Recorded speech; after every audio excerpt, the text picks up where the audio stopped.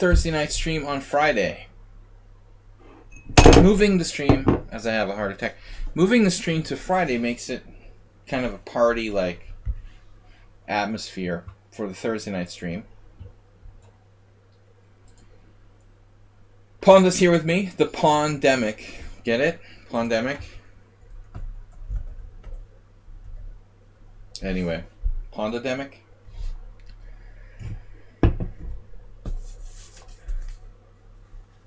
Simul streamer Schieberspieler. You gotta stop twisting that S words. Too many S words in one sentence. How did your simul go? Schieberspieler Astrobate, welcome back, guys. What's black and white? It sounds like a joke. Newspaper joke. What's black and white and red all over? Alright.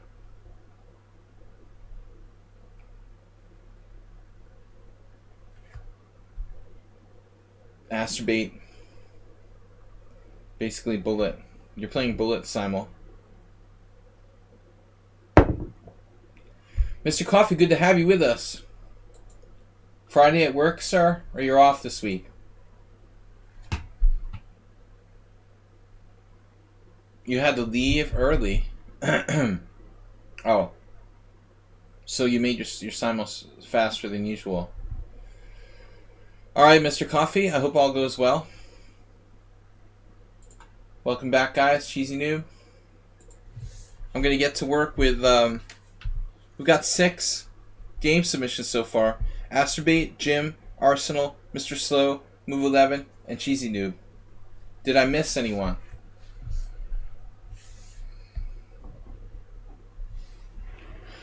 N-O.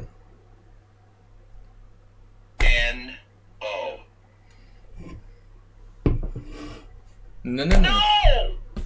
What's up, Move 11? Smash that button.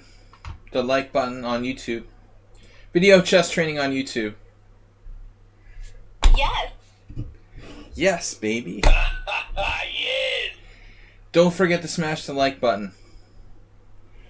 Alright. Move 11, all the regular customers are here. Uh-oh, I would have submitted if I had won with Cookrane Gambit. Black Friday deals. It's Black Friday? That's weird. I was like, what's the day after Thanksgiving? Nobody said anything earlier. We have Black Friday, it's funny. They don't understand in Hungary what Thanksgiving is. But they've made Black Friday into like an international holiday, which is kind of weird, you know? Like, I understand Christmas. We understand Christmas over here, but the starting point is missing. Like, Thanksgiving is missing. Uh-oh, Arsenal. Hurry up, everybody. Arsenal has to go in half an hour. Hurry up. Yes, sir. Alright. Arsenal. Get the whip. What time are you streaming? He's a slave driver.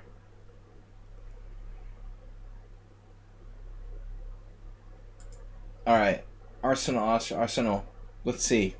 Well, if you donate enough bits, you can get your game in early. But I guess Arsenal's sort of technically implying that he should be first. Because he was neglected this afternoon. I'm sorry, Arsenal. Why do I have this tendency to always... it's so easy to torture you. Hey, I thought I'd share this. It can be analyzed for Thursday evening. If not, that's also cool. Capital C. Thought you'd be interested as former coach to see. Let's get the self-deprivation meter up a little bit. Deprivation. I did it again. There's some kind of Freudian thing going on with me, because that's the second time today I meant to say deprecation and I said deprivation. I'm sure it's a sign. We'll have to consult Bob. Me next, please. Mr. Sohan. Absolutely.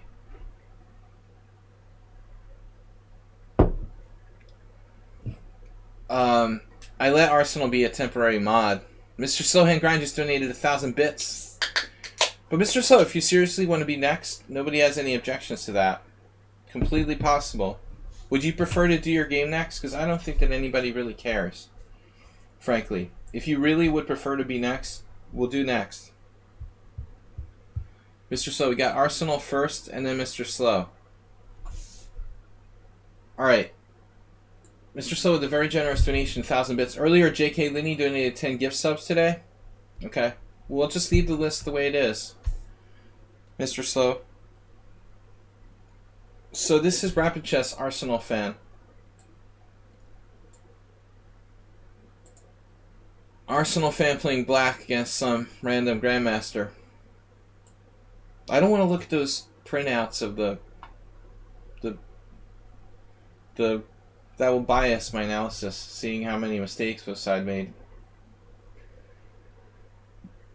Wow, both sides starting with 2 hours and 15 minutes. Actually, I got a study I can link instead. Yeah, okay. You want to do that? Maybe my analysis will be a little less biased. I really didn't insist on it. I was kind of kidding around, but you know. And another thing, it's interesting if you ever want to exercise in training. I think studying Grandmaster games annotated by players is great, but maybe it's even better. Let's take a book like I like Botvinnik, so we'll say Botvinnik 100 selected games. I want to analyze Botvinnik's 100 selected games. I haven't analyzed them before.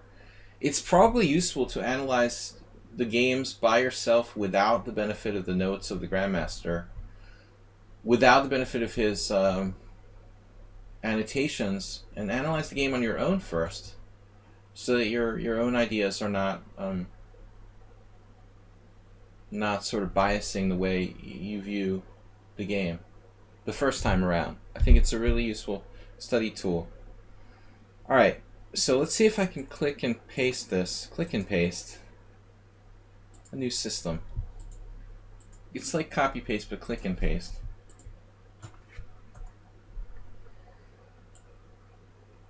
We've got annotations by Grandmaster Arsenal fan.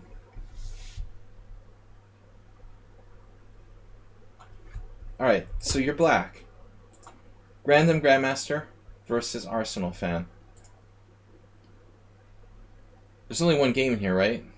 I don't want to analyze the wrong one. D4, Knight F6, Knight C3. Oh no, the patented Jobava. Wonder why this guy played that. So-called Versov. Obviously, Jobava, Jobava, if we're being European, has carjacking. Jobava has pioneered a lot of ideas in this stuff. I feel like you have to play D5 on principle. Princess Chess, welcome. Merry Friday, guys. My beer is coming along nicely. This Asahi beer, though, it's very carbonated. It's a little like drinking a Miller or something. It tastes better, though. But I don't like the high carbonation content in most American domestic sort of standard beers. I'm used to the little bit less carbonated sort of European style. Anyway, Knight C3 D6. Okay, you said, I'm planning to play a King's Indian style setup with the intention of using increased productivity of the C5 break, because of the inability of white to play pawn C3. Also, bishop F4 is deterred. This definitely deters bishop F4 to some degree. In general, playing D6 is a good deterrent against bishop F4. Alright?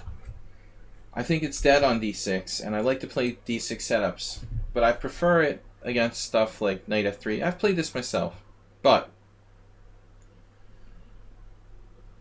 I'm usually playing it, in situations like D4, Knight F6, Bishop F4.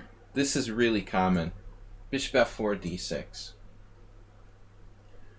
Your problem here, Arsenal, is that you're allowing him to transpose you into a Piert, which is okay, but it's not as good as the London or something like that. White's opening is much more dangerous. See, he immediately goes into the Pierce.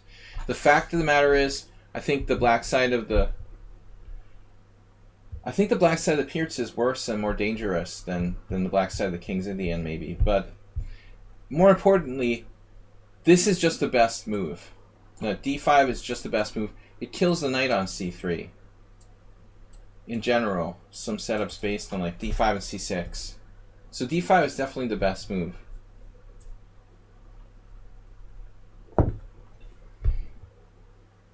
You know, I have a friend, Schieber Spieler knows of him too, Sladgie Emil, and he did the same thing. In a tournament a couple years ago, he allowed his opponent to like transpose the Pierce. The Pierce is a really hyper-modern opening, close, you know, to the like Alekhine, very closely related. You just can't play the Pierce without knowing what the heck you're doing. I mean, you just really can't. It's just too dangerous for black. So while I would approve of like bishop f4 d6, I think this is more dangerous. Knight c3 d6. Dangerous without knowing a lot of theory, which you should. Princess Chess again, welcome everybody. Who else is here? Anyone new? Alright, let's continue. I'm not going to read your cringy notations. e4, white's better.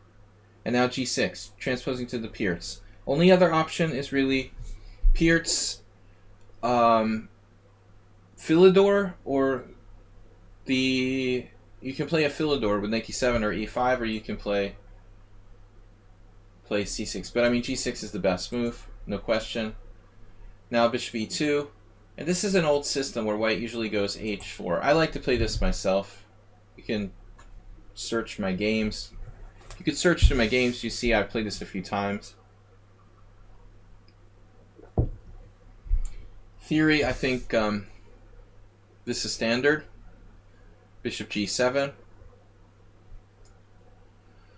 And now h4. I mean, this is the purpose of his move order.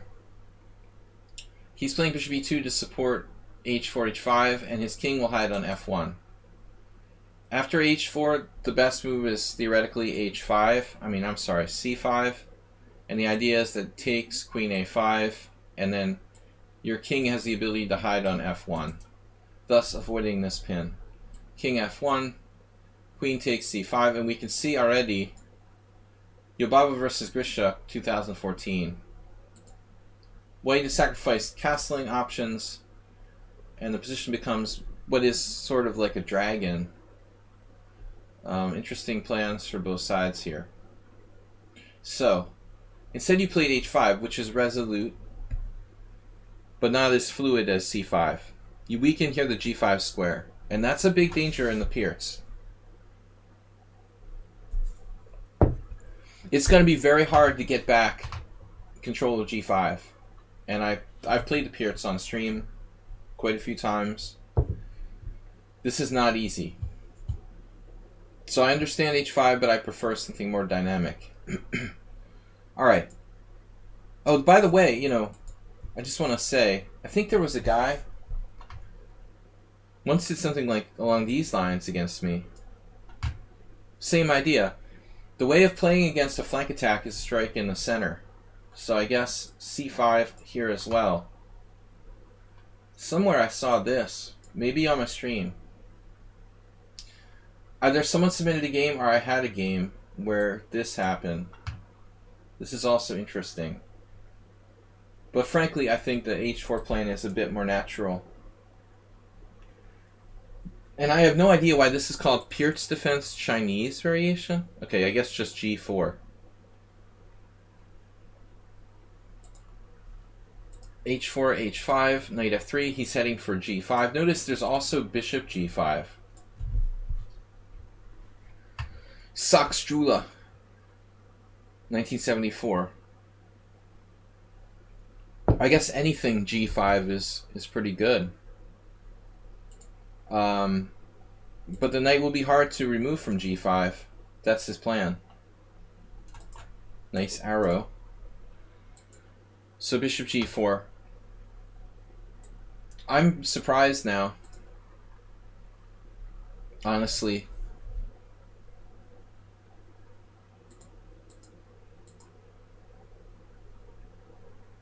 I understand bishop g4. You want to trade pieces, you have less space. But you would think that Yababa's move here was good. And this is kind of a classic idea. Giving up the e2 bishop, lodging knight on g5. Scherzer lost against Zaitchik in 96. I think I played him maybe the same year in the World Open and beat him as well with black. Just around the same time. Maybe mine was later, like 98 actually. I'm not sure. And Vadas Laszlo in 1990, Hungarian Grandmaster. Also playing. Vadas Laszlo was a Pirc guy. Karsten Hoyce. So there's some good players that have played like you. Actually, it's interesting. Zaitchik is a big expert in Pirc. He was quite a good Pirc player. So I'm surprised that knight g5 is given a dubious. Bishop e2. And unfortunately, I mean, knight e2 looks a little passive. I would defend d4, but not really inspiring. So queen e2, and then what did you do? So, sorry, that's not the game. Oh, he did play knight e2. Oh, crap. I thought that's weird. But it's not. I mean, I also suggested it was possible. It is an interesting novelty, but a little bit passive. I mean, this is far more natural. But Jaba's worried about the d4 square. I think he's worried about that square, you know, so knight e2 covers it. Not stupid. It's interesting. Let's just see. If queen e2, knight c6, I assume. Yeah, all 3 games. Black won all 3. But those first 2 guys are excellent Pirc players.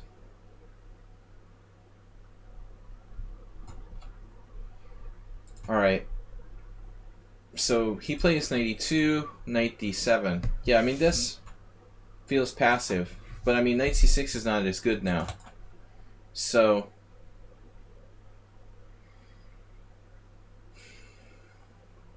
maybe, like, you have to worry here about something. Like, f4 is not a problem because of knight g4. So I was thinking, like, c6. How about just c6? Honestly, Arsenal, I think the problem is the knight on g5. We might even... It's rather passive, but is it ridiculous to consider playing knight h7? I mean, his knight on g5 is so strong. Chinese simul. Is it crazy to play knight h7? I mean, is that passive? Is that too passive? What are we going to do? Bobbic just subscribed with Prime. See, they have Prime in France, but we're not allowed to have it here in Hungary. We're bad. Bad government. Not allowed. Not enough democracy. Amazon won't let us have Prime here. Can't be trusted. Good to have you back, Blobix. Knight h7. So what do you guys think about this? No, I don't know that c6 is a problem. I'm not afraid of this. Are you afraid of this? You can't do this. You just take. There's nothing wrong with c6. There's no threat to play e5. His king is in the center. It's not a problem yet. You know? He has to develop his pieces here. I kind of think you're okay, frankly. So take. Knight d7 feels a little passive to me. And he castles kingside now. That pawn. Whoops. I would still consider knight h7. But it is passive. I don't know if we can live with the knight on g5. I guess we're just going to have to. So you struck in the center? No. You castled. He plays c3 and you played c5. Got serious squares.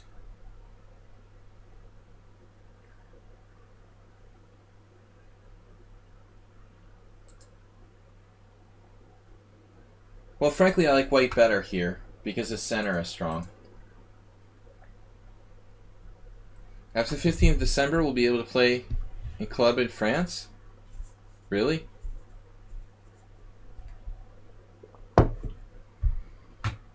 I like f3. He wants to protect his e4 pawn.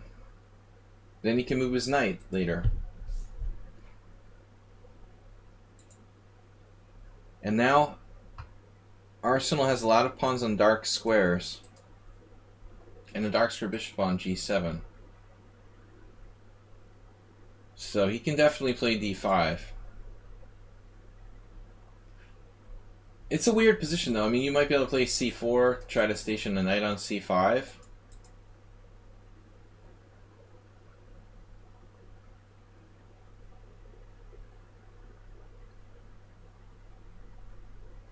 Or he can try to keep the tension.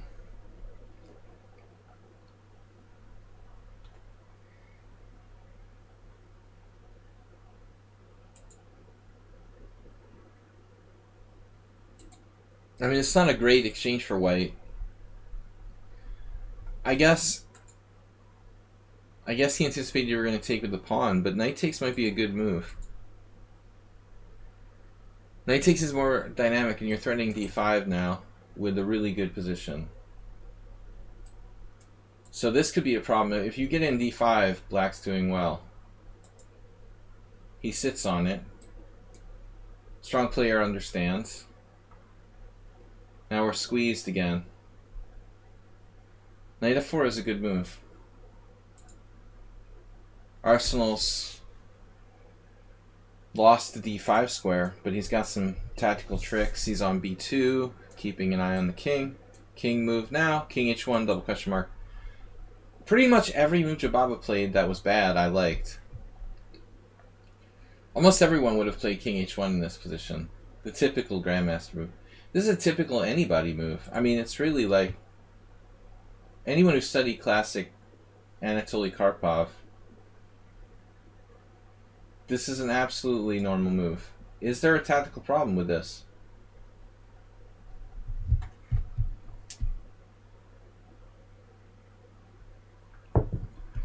So your point being that like c4 check is not a threat because of queen d4?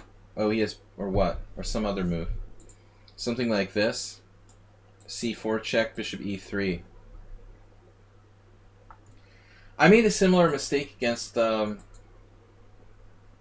Kristolovich in an English last month in one of my tournament games where I just played king h1, but it's losing time. So reflexive move that isn't necessary. I wouldn't give it double question mark. You're kind of harsh, dude. One question mark would probably suffice. Let's leave the double question mark for moves that like lose material or the game. It's not that bad, surely. King h1. Rook d8, and we have a plan. I'm gonna tell him that you gave him 2 question marks. I'm just kidding. I'm not a fink. Alright. So threatening knight d5. Maybe threatening d5. Are you threatening d5? It's an interesting question.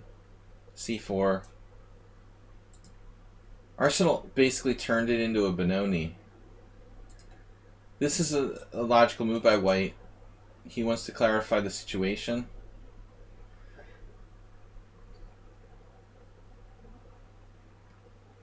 For example, queen e2, you're in the money, right? d5 and everything's all set. Suddenly black's got a good game.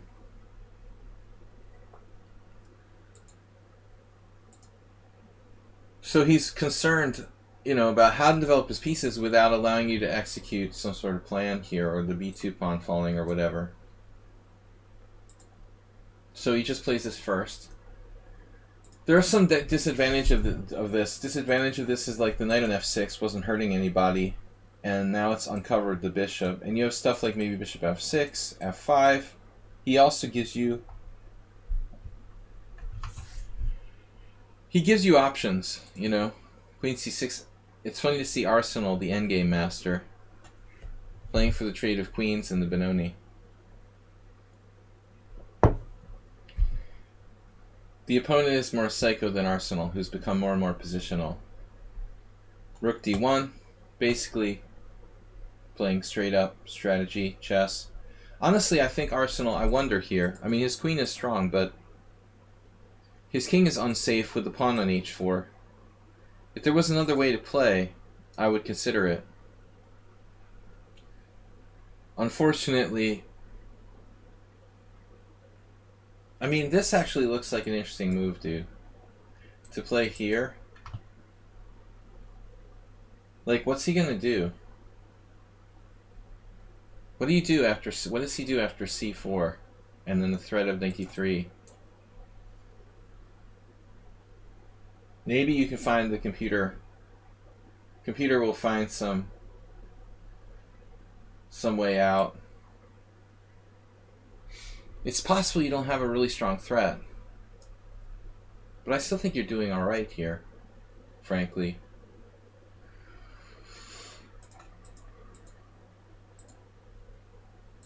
Queen c6, rook d1, and now c4.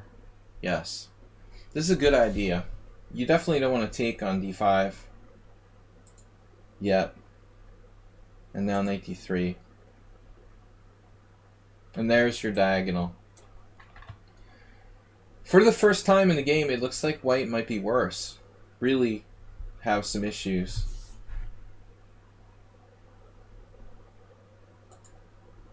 Yeah, now you're taking him. The whole situation changes now. The structure. Black's just better now. This is no longer a weakness. There's no d file. His b2 pawn is a target. a7's hanging. So you save it with a6. And now he's in an awkward situation where your knight is so strong. What happens if you play b3, you lose to c3, so that's a huge problem. It's awkward for white now. Ooh. That's very awkward. Like, what's he gonna do? Rook c2 and b3 or something? Now black is better. Here, and he sacks the exchange. No waiting around. I mean, you know, I don't know if a computer would play rook takes d3.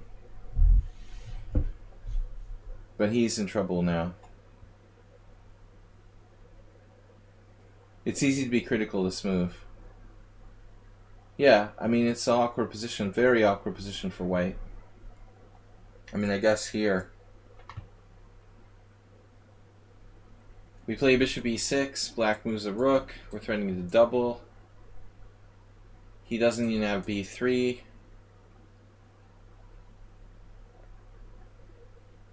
Black's clearly better, at worst. So it's hard to blame him, but he's just down in exchange for a pawn now.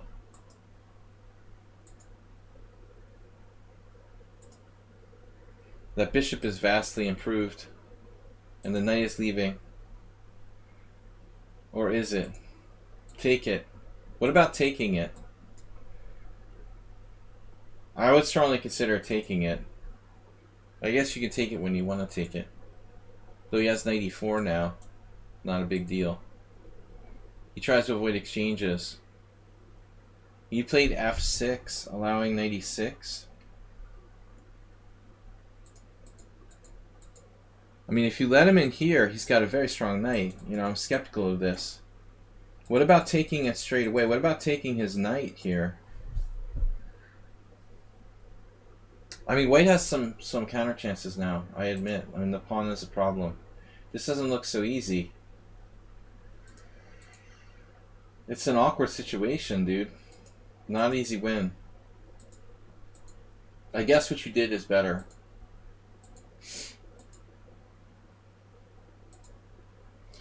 I mean, maybe he should play knight e6 right away, no? Why is he not playing knight e6 right away? This actually looks not that easy for you to make progress. It's going to take very good technique. Well, obviously, he's always playing for a win, probably, but this looks like a mistake to let you play rook e5. I guess it didn't matter, you know, at the end of the day. It's not rational to play for a win, though. Rook e8. Well, I think, what does it say there? He should come back to f4. But he finds another way? Clever maneuver? Well, I don't know if it's clever or bad, you know. I'm not sure. I probably would have sat the knight on e6 and been content with a draw, if I could get it.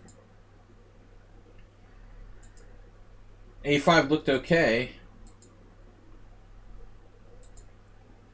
and now the white king is coming in. What? I'm not in the mood to give away that pawn on a5. Who's playing for a win now? Can he just take this pawn? He has problems with g2. Okay, not so easy. So he takes. You had threats of rook e7? I gotcha.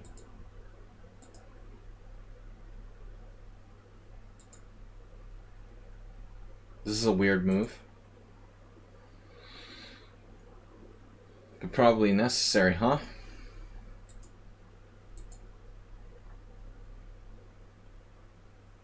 He lets you just take here and the pawn's coming down.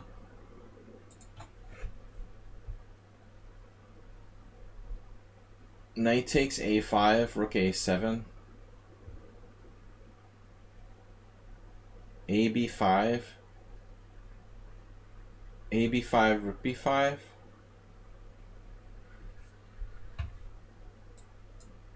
Well, the b2 pawn is a problem. And if white plays b4, you have a4 again. But I mean, it's very tricky.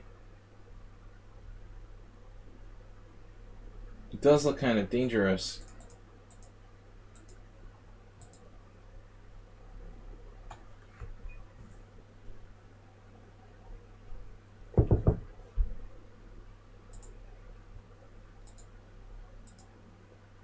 This a pawn is getting to the 7th.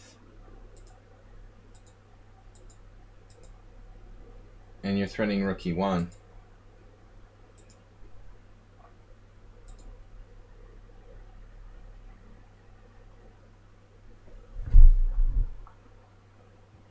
So you take the other pawn and now your h pawn just goes.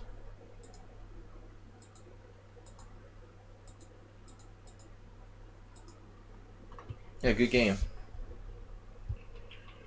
Well, I mean, I don't know that he was ever necessarily drawing or anything after he lost the exchange, but he has very good practical chances. But I thought, honestly, just my opinion, you know, and I'm probably wrong, but I feel like white should be sealing off your open file with 96 and be happy to do that. Here. 96. I mean, okay, maybe he's afraid you take and it's a drawn rook and pawn game, but, you know, he played badly, lost the exchange. He should be happy with equal. Or slightly better. Actually, he's slightly better in that ending after this. The question is, can you still make progress? With the knight here, I thought he can try for g4 later on. Rook d4 and g4. It's hard for you to do stuff with the knight on e6. Don't know, but I mean, that seemed like the safest policy. But that's not a safe player. He's a very imbalancing player. Alright, we gotta go, guys. That was a very long game for Arsenal. Where's my list? List disappeared. Asterbait. Mr. Slowhand donated 1,000 bits earlier, but he's not insisting on being next.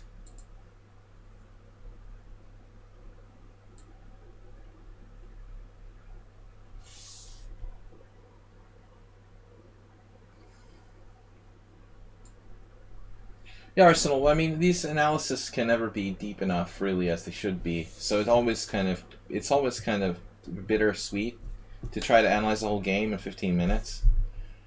We can't get as deep as I would like, because I just don't have time for that. So whatever we do, it always feels like we're not going as deep as we should. Asturbate's up next. What do we got?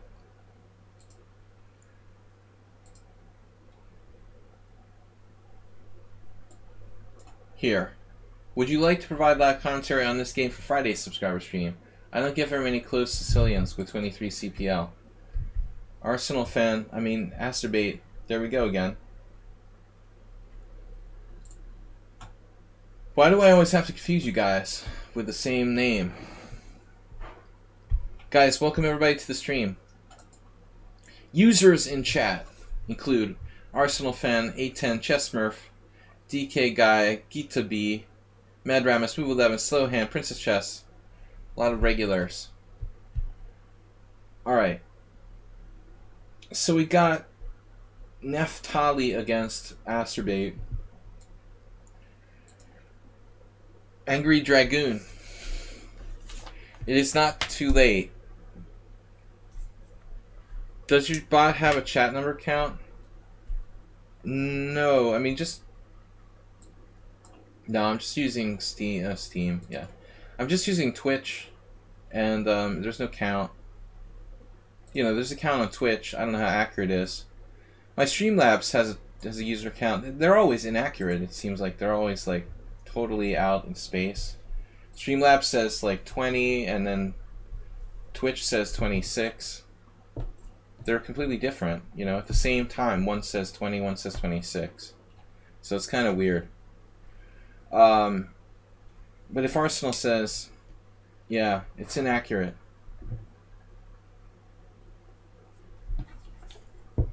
Look, I mean, basically, there are millions of bots, sort of fake bots on Twitch, I'm pretty sure.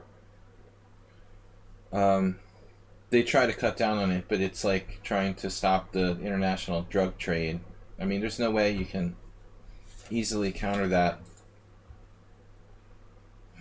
Alright, so we got Asterbate playing the black side of the Sicilian.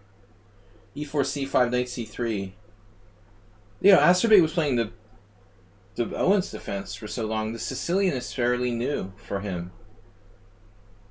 You think Bob's an AI? That's interesting theory. Definition of intelligence. Bob is high intelligence. Alright. Yeah, Bob could be an AI. That would be pretty cool.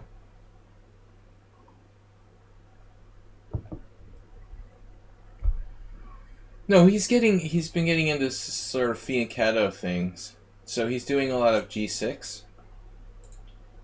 And okay, this was his game with... No, wait a minute now.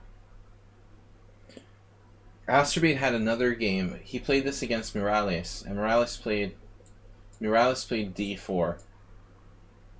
Now, I don't know which came first, this game or the game with Morales, but it was like takes, Knight F6. I mean, G6 is risky. I'm only playing it to avoid... I'm playing it to avoid Knight C6, Bishop B5, which is giving me problems for some reason. This shouldn't be that bad for black. For some reason, my score against this is awful. So I started to sometimes play G6, but there's two problems. This and an H4, which is also... It's also problematic. This seems to have a very good score. We can do the Arsenal fan reaction. But again, we see the G5 square. I prefer not to play H5, but I don't really have a good suggestion. In this line, as I played against Vladimir Kopian, after Knight F3, G6, H4, I like Knight F6, attacking the E4 pawn and going here. But in this line, there's no fun stuff you can do, like Knight C3, G6, H4. Honestly,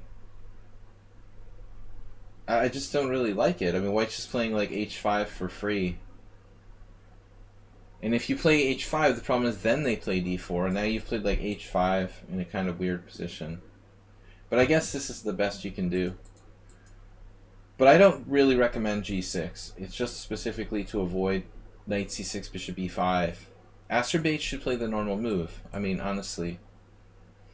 Go ahead and play Knight C6. Here, okay, Bishop C4. Standard closed Sicilian with Bishop C4. That's good to see. Actually, you know, nothing special White can do. So Bishop G7, and now if he tries to play a Grand Prix attack, you're well sort of set up to play the normal Knight C6, E6.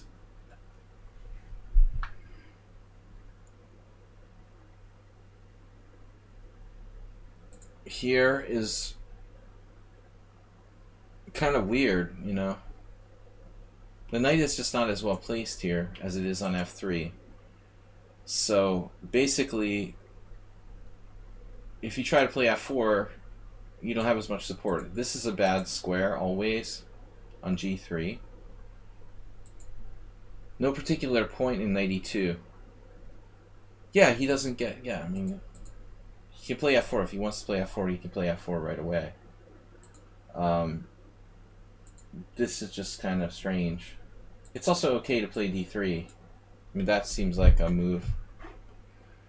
He's playing black in a closed... It's black in a closed English with an extra move, essentially.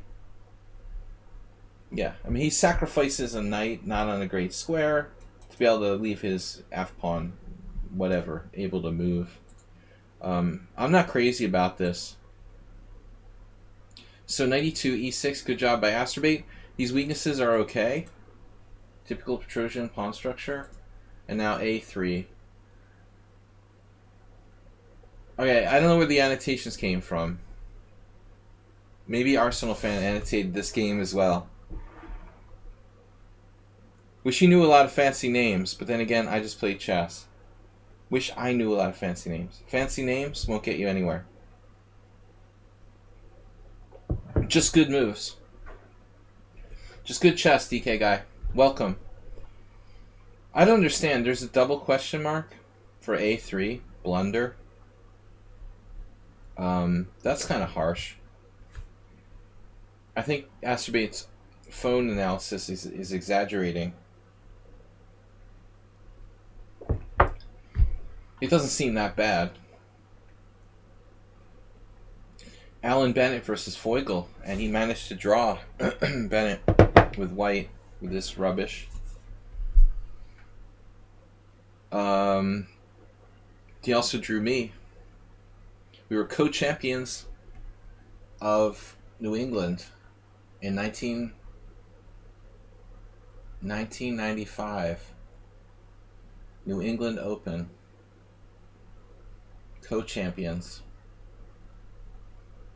2 years before that. Alright. a3. a6. Bishop a2. This is smart.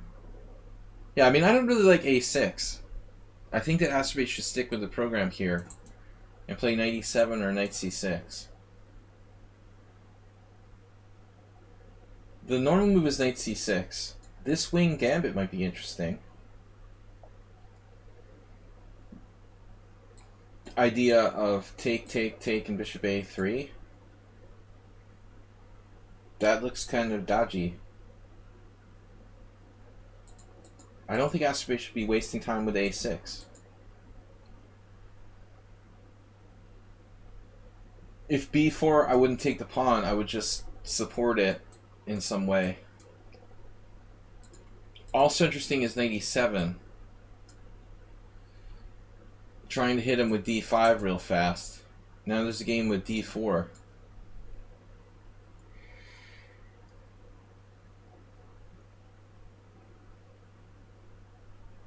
So this seems the most principled. Whatever Igor did. Knight c6, controlling d4.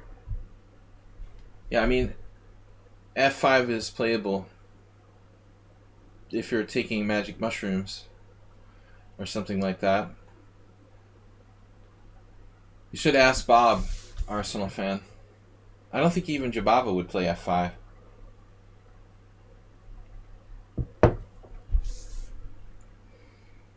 I mean, after f5, what am I doing? After f5, we haven't even played knight c6 yet. I mean, takes, takes, and the square h5 looks... Yes, it's playable in a blitz game, but I think it's rather risky. But a6 is too slow.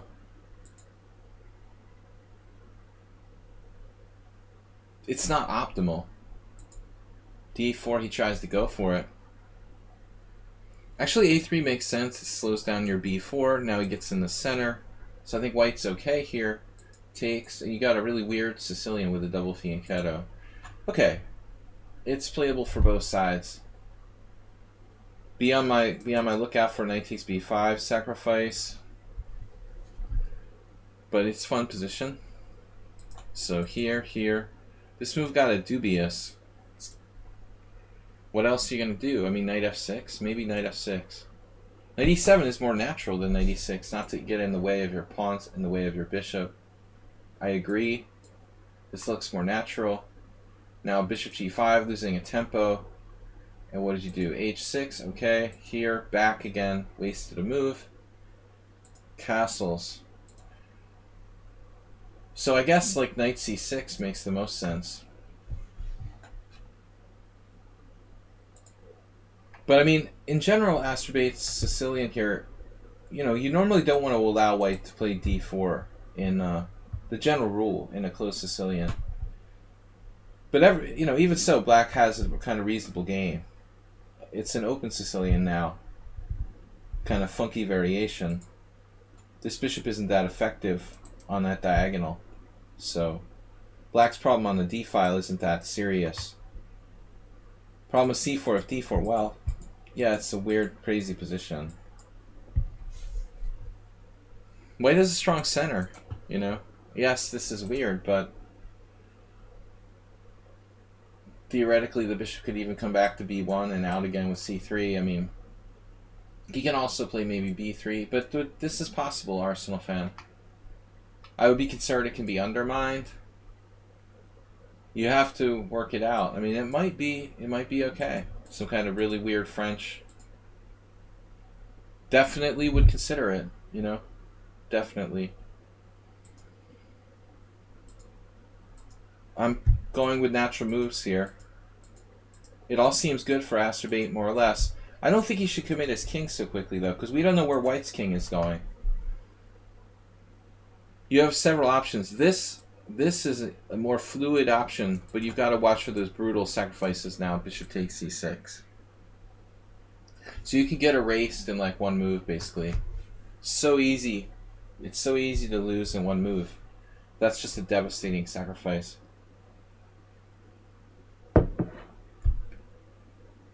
So there's no d6.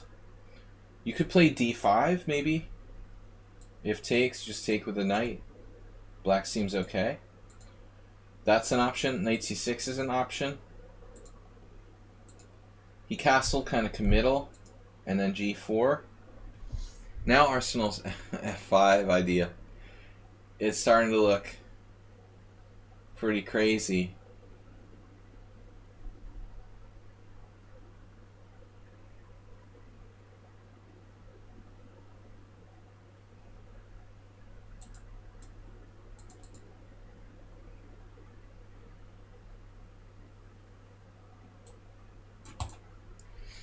Your knight on b8 is sad, Asturbate.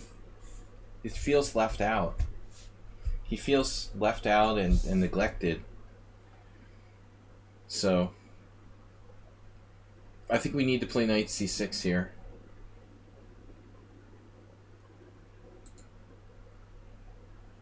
Ultimately, if he trades knights, it's not going to matter.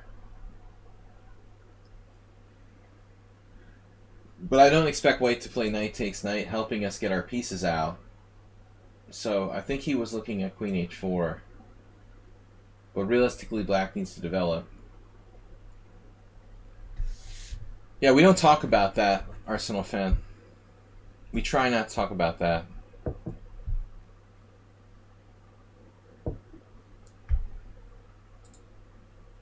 Arsenal is... he's non-denominational. f4, b4.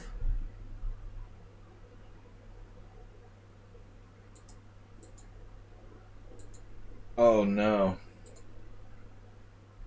I kind of like white's position now. I mean, at least it's not bad. So if he makes a sensible move here, right? It's a game. I mean, I don't know. It seems like it's a game. Ultimately, maybe white's king is less safe.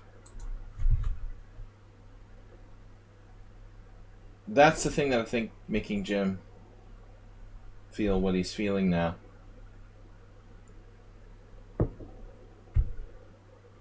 I don't know what to do with the white king.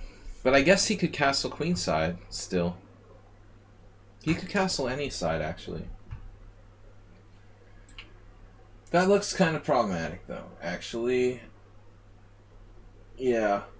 So let's say, for argument's sake, knight c6, queen d2.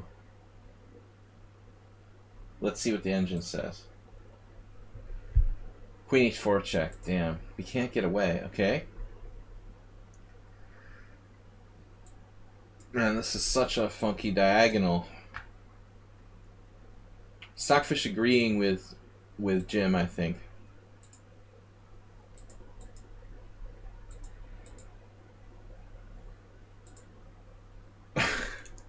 Aspate refuses to take that bishop. But it's good to see the knight come out. And now white plays this. I guess h5 would be kind of interesting. But we win. We win on d4.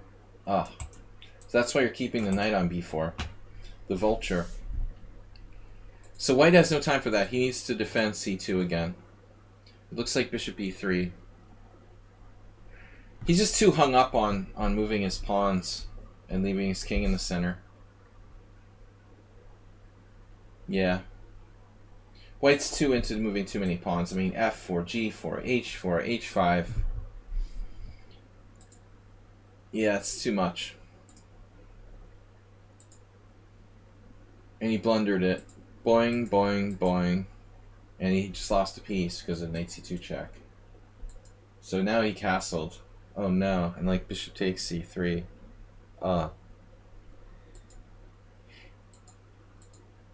The knight's trapped. It looks like my game with Ripun. Ripun would win. It's very similar, actually, that whole bishop d5 with the king on a2, the game I lost. The same idea, too. c4 happened. You're not getting away. There's no queen a5.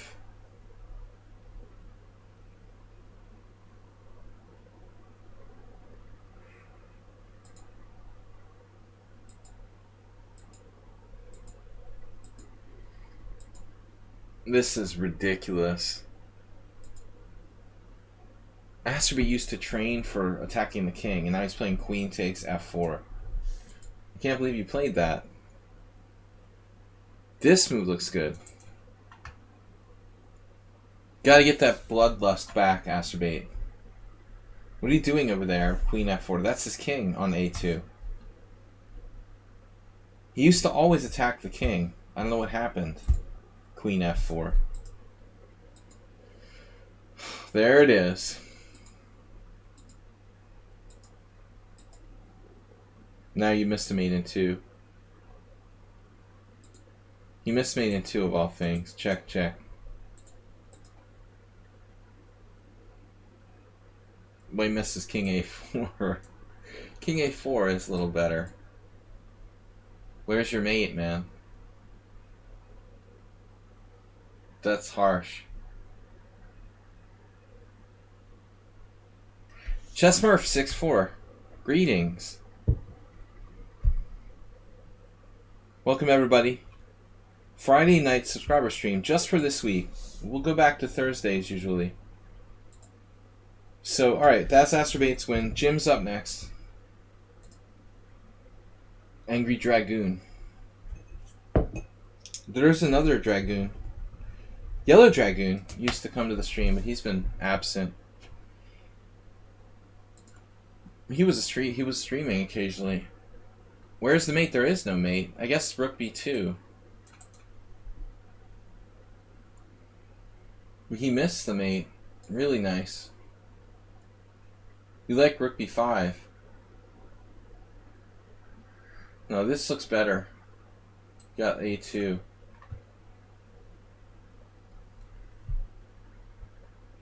That's going to be hard to deal with. The enforcer. Alright, Jim's up next.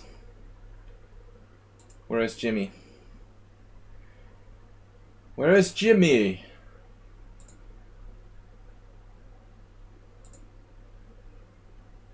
Guys, join the Schieberspieler team. Schieberspieler Simul team. Game for Thursday, the revenge game. The chess world is small, as it seems, and on the Forbidden website I faced the guy that I had a bitter defeat like 15 years ago in an open tournament. Oh my god. Like Jim's only tournament of all time. And that was... He was 2,060 FIDE back then, and that was the last time I ever played over the board. So I was glad I was able to find him again for a fun 5+0. Wow. That is crazy. Schieberspieler afternoon stream tomorrow. The bitter chess world. Jim versus the punk he lost to. Jim is white. Oh, you didn't... Now, did you know before the game who it was? This is an interesting question. Did you know who you were playing before or during the game, or only after? Did you realize?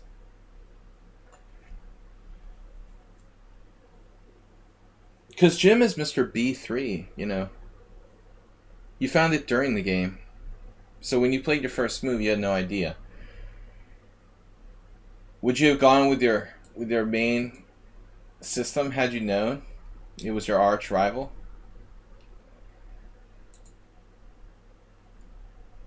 Interesting question. He basically alternates between B3 and E4.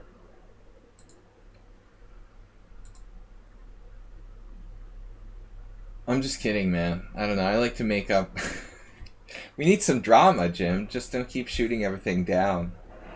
Just go along with it. Damn, we've only got 18 viewers, and I try to create a little bit of drama. And he's like, well, he's not my arch rival. But it was your most devastating defeat ever. My most devastating defeat was when I lost Huang Tron, like up a rook. That was embarrassing. I threw a tantrum after the game because she didn't resign. Yeah, those are the painful losses when you're just completely winning. Coach Skrilling. Are you skrilling at the Open? What is that? Skrilla Open. You just can't get enough of the Magnus. Yeah, Skrillex. You can't get enough of the Skrillex Open. I'm bored with that stuff. I want real chess back. Alright. Skrillex, that's what I was thinking. That's Skrilla. What's Skrilla? Skrilla the Gorilla. There's a pay site, a poker payment site called Skrilla. But it's not an open. Alright, E4, C5, D4. Let's not steal Jim's thunder here. This is Jim's revenge game. C takes D4, C3. Covering my eyes. We don't play this with white. We don't want to lose a pawn. Don't be like Jim. Don't give your opponents free pawns and waste the white pieces. Or play the London system. This is a free pawn. D takes C, knight takes C, knight C6, knight F3. And now E6, the most main line of variations, it seems. God. Coach, how many times we have to tell people not to say that word? It's the next worst thing to the evil chess site. Alright. E6, bishop C4. Dude, you're like... This guy is 60 years old. Not that bad. At some point, white goes knight D5. Uber driver. Hopefully there's a rook on C1. And a rook on E1 or something like that. Alright, bishop C4. Bishop C5. Wait a second. Sorry? What is bishop c5 about?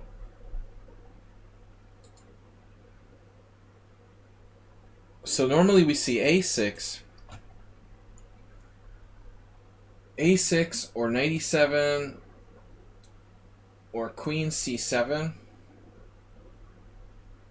That's about it, right? Or I mean d6 you can transpose back into old school variations. a6, queen c7, d6, Arsenal fans variation with bishop b4, which is dubious. I remember that. But bishop c5 I also not familiar with. Okay. And he went bishop f4. So I, see f2 and I expect castles kingside. But Jim's like, okay, whatever. There's no threat. Why should I castle kingside when I can play an aggressive move? So this looks cool. Ervin Haag against Ablianush. Laszlo Kish against Sergienko. So there's always Hungarian games. Kocic. 3 games from Hungarian players there. Funny.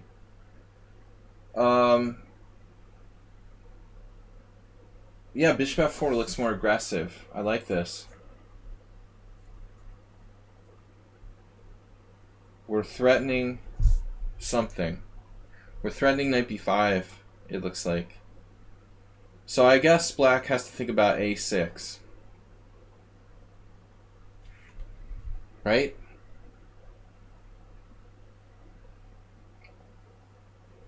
Presumably, most people who value their health would play a6 here, considering this to be a very serious threat. But not this guy. He's like, no, I don't care. Whatever. He played this. He's like doing the god of Kamsky. Kamsky likes to play these like really dubious Con Sicilians with knight e7. This is clearly a problem, though.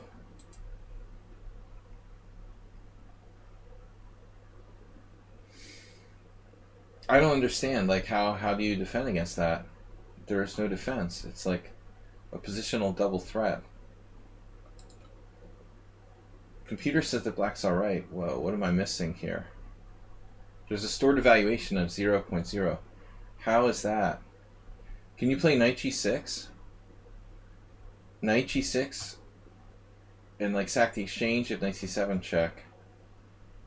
What happens on knight g6, bishop c7? Then maybe queen e7 or queen f6. Queen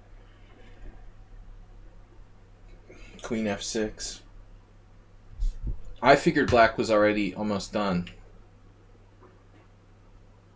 Queen a5 check? Oh no, really? You can do that?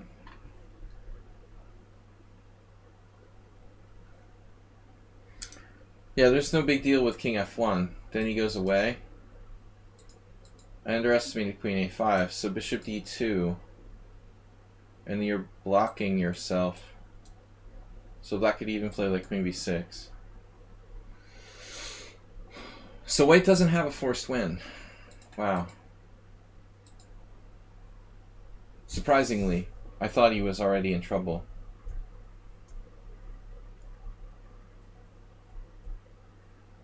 But he has to do that then. Queen a5 check. The point is king f1, castles, he's out of town.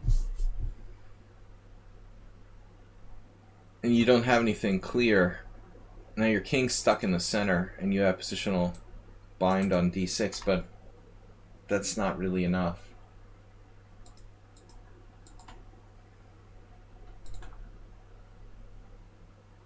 Jim's obviously already looked at this. Queen a5. There isn't move. There's knight d2. I didn't consider that. I mean, he's still getting away though, right? Like castles. It's not a big deal. Okay. So then he plays this. What? Other alternatives to knight b5. Yeah. Well, I mean, the first alternative would be to stick the bishop on d6. That's obviously not a developing move. But I mean, I like this. I mean, it looks like we have a pretty good game here. Compensation, like a Lowenthal or something like that. What about bishop d6?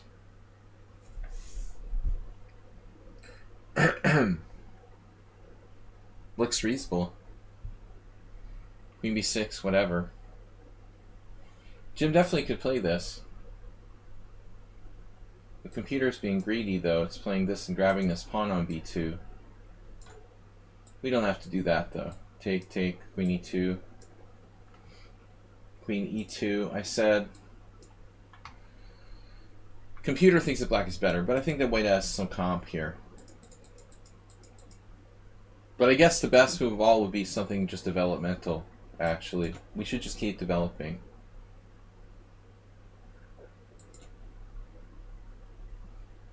So Jim maybe tried to cash in a little too fast. It's a very natural move, though.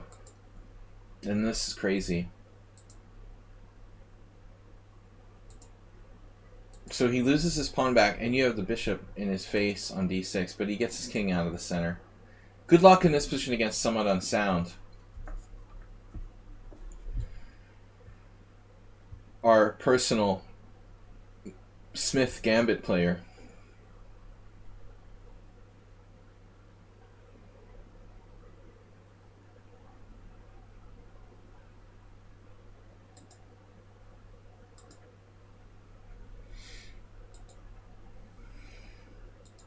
Rook c1 is weird. I mean, it's not a bad move, but it doesn't feel like the right move. I'm also concerned about the file. Maybe you should play something safe, like queen b3 and go into an ending or something, you know? I mean, frankly, you have a very good endgame in this type of position.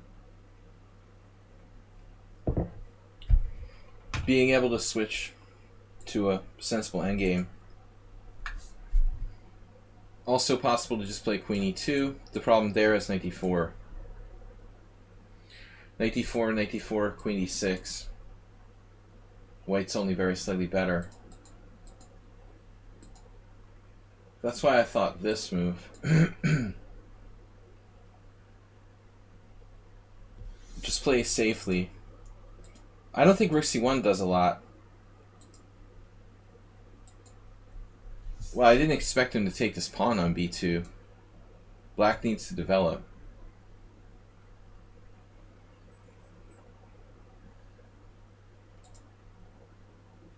A computer might make that move. I wouldn't make that move, I don't think. On the other hand, I mean, it's hard to see, but I guess the black queen might get trapped.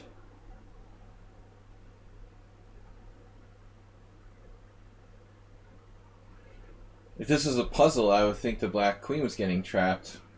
But it looks like it has an out here on f6. If you try anything fancy like bishop here, he's getting out through f6.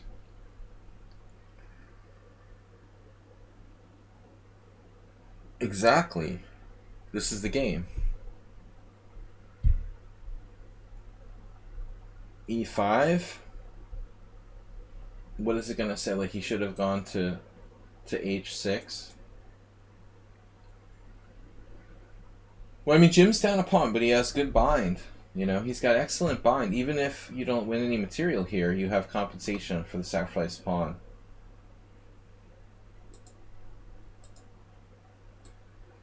This looks strange to encourage bishop c2, but I guess black just goes here.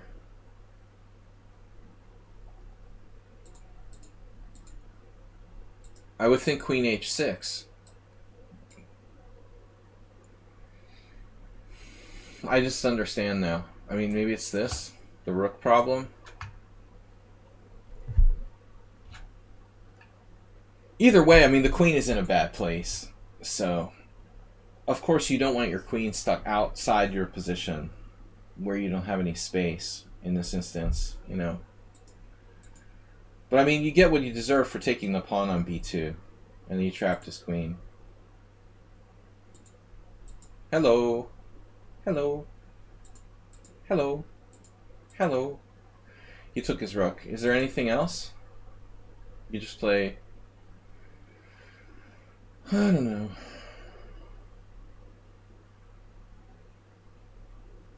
Nothing special. You gotta take it.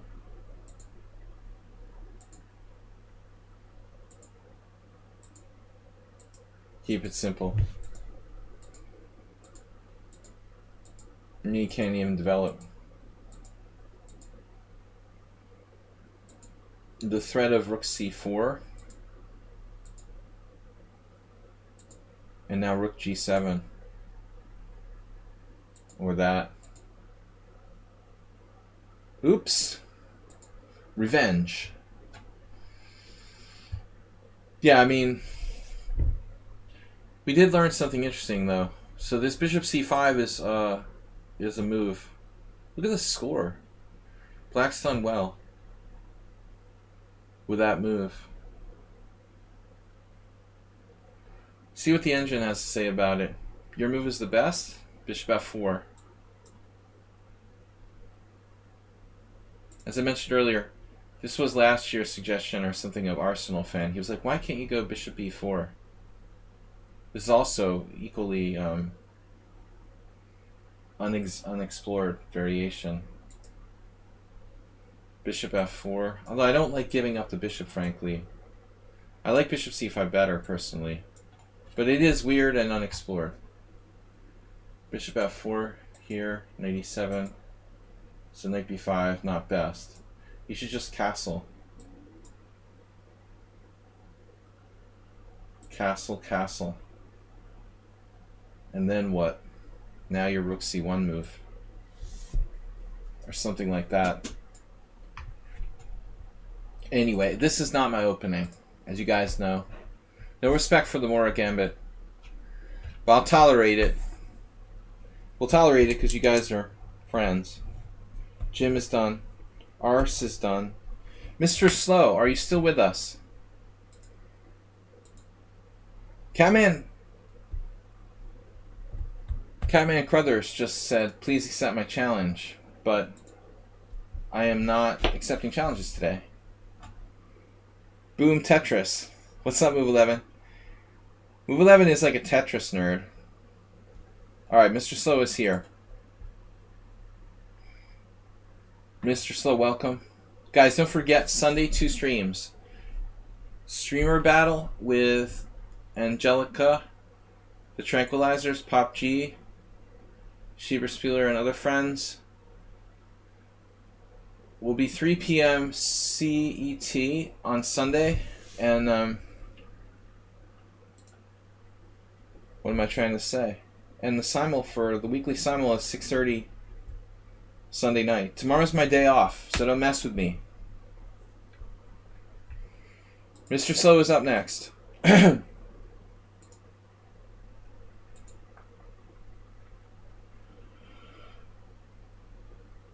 Here it is. Please have a look.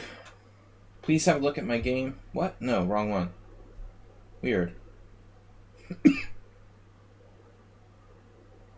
SMG under 20 tournament scores well. The Smith Gambit. But against the top dogs comes up short usually. Dude, nobody good plays the Smith Mora Gambit. Period. End of story. That's all you need to know.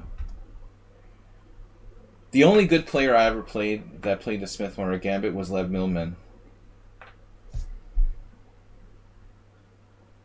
Please have a look at my quick assaulting 3-0 game at the Friday subscriber stream. Somehow I like the setup against the Scandinavian defense. Here. And Lenderman used to play it, but he quit because he was sensible. It's okay for a teenage kid to play it. You know, not an adult, like professional. Doesn't play the Smith Mora. Hello. Hello. Please have a look at my quick assault on a 3-0 game. Alright, Friday stream. That's now. This is a 3-0 assault. Boston.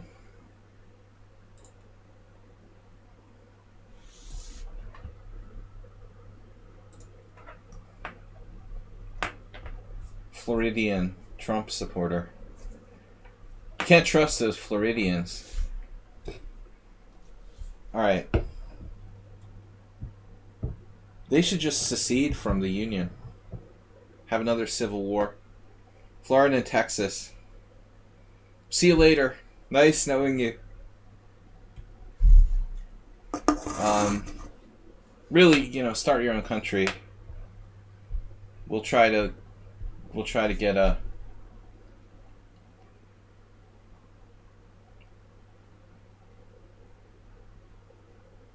what's the word I'm thinking of? Someone on sound can apply for refugee status in Texas. Alright, Mr. Slow. Princess Chess. You have a big enough economy in Texas, yeah. Texas could be its own country.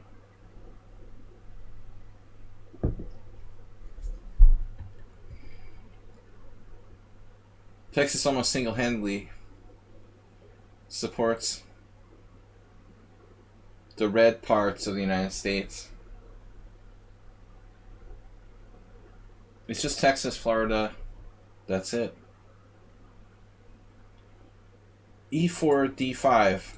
E takes D5, Queen D5.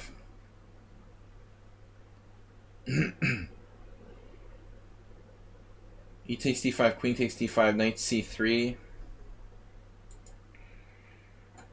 So this is a 3-0 game, Mr. Slow. And Mr. Slow is a player who actually uses his increments really well and relies on that a lot. So this game is not his favorite time control.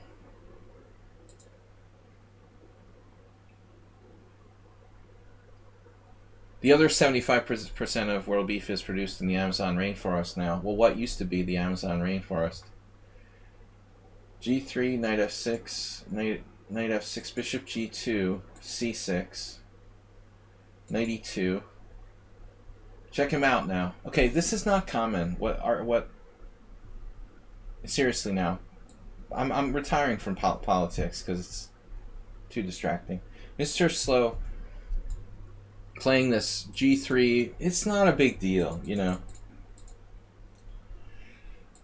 I mean, frankly, Mr. Slow, I like this Elvis idea of playing Rook B1. I play this sometimes in Blitz to do like a quick B4, B5.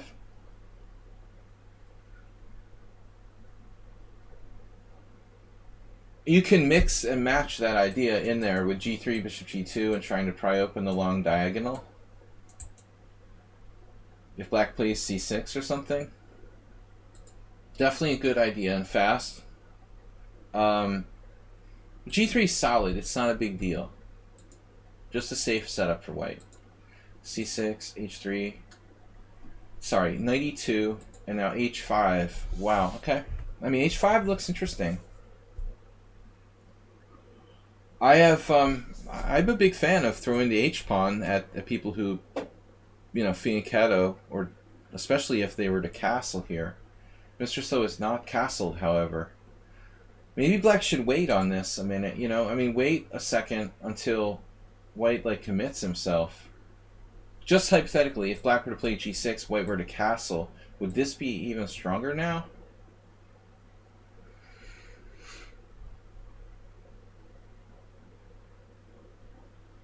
I like it better once white has committed himself to putting the king there. Because the way you're doing it right away, you're almost going to, like... This might actually discourage white from castling kingside. That's the effect it can have. So now white goes H3, and it's like you've committed yourself too early to playing H5. Now you've, like, scared him off. It's like you're fishing, literally, you know, and you're, like, shaking the rod. And now the fish is like, wait a minute, like, something's going on here. So you're just, like, scaring him out of doing what you want him to do. There's some good players, Jurovsky and Antonetta played it, but I still don't like it. Better to wait. Obviously now if you play H4, G4, and the attack stalls. So Mr. Slow is not a fool. He's not going to castle kingside now. Bishop f5, d3, knight d7, and now we just stay calm. Bishop d2, I guess. Yep. There's a problem with our queen, though. How about...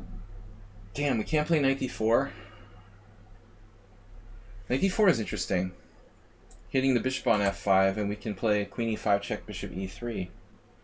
That might be a way to get some room. Followed by this. This actually looks kind of okay. Our biggest problem is the fact that our queen doesn't have a square after bishop d2. Maybe you will address that. Black also commits his king, but where is he supposed to go now that he's played h5? He could hang out and wait, maybe with e6. He doesn't have to castle queenside either.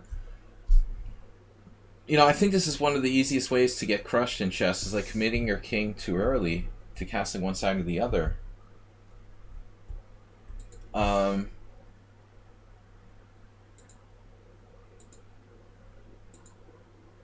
Now he switches to rook b1, so it looks like our queen will go to c1.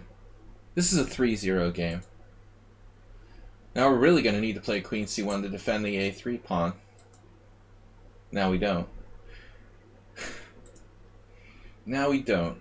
But I think that black's position is fine. I mean, you have a strong plan with b4, b5, obviously. It's not an unusual thing here. If you play b5, he'll try to close the lines with c5, and then you'll be back to square one, trying to play like a4, a5, something like that.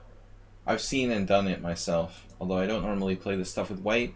I do play rook b1, like I was telling you, and got positions like pretty much similar to this. I've done it the other way around, playing rook b1 first and g3 subsequently. It's okay, so this guy is gonna psychopathically like sack a piece on d3. He's got to be a London system player.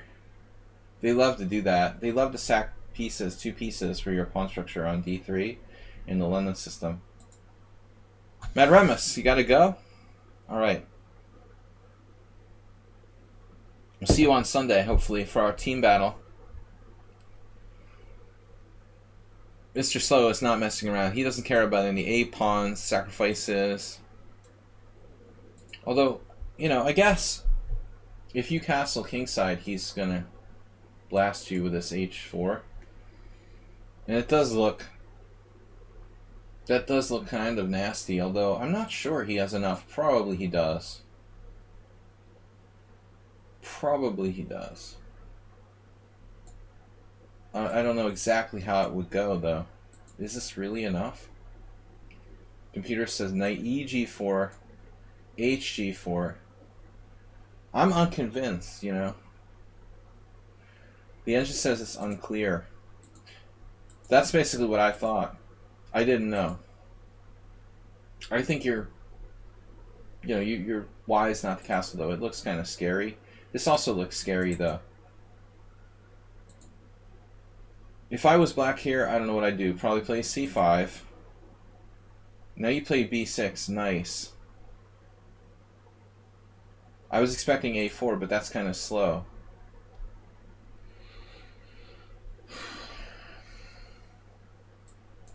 This is a good 3-0 move, and you get a square for your pieces.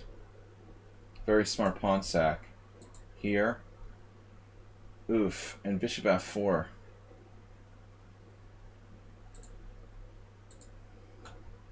He has to consider queen b8. I mean, obviously it's dangerous. But I mean, anything could happen.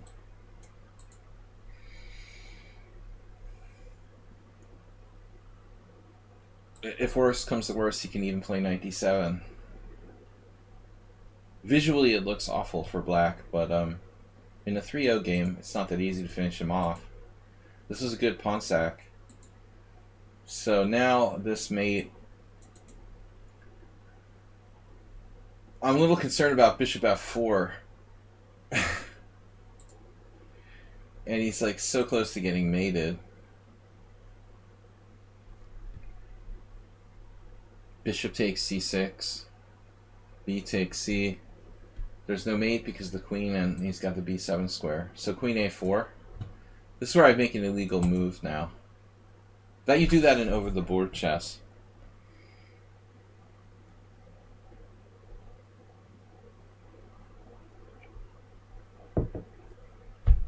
I'm looking for a tactic. Feels like there might be something here. Knight ec3. This was the idea, apparently. It's hard to spot that, though, in a really fast game. So you decided to castle. It's safe to castle now. This takes a little bit of our thunder away, though.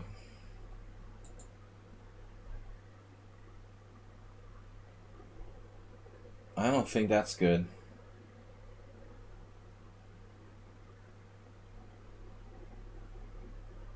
Do you have something here with that thing again? This, and this? Are you serious? Is he just toast immediately? I'm surprised he didn't take with the queen. Wow. Yeah, it looks like queen here, knight a4 resigns. Dude, that's brutal. And there's no stopping knight takes b6. So he took with the b pawn. And you saw it. Ooh. Black didn't. Black wasn't aware of what was going on. But he must have thought you're an idiot or something. I mean,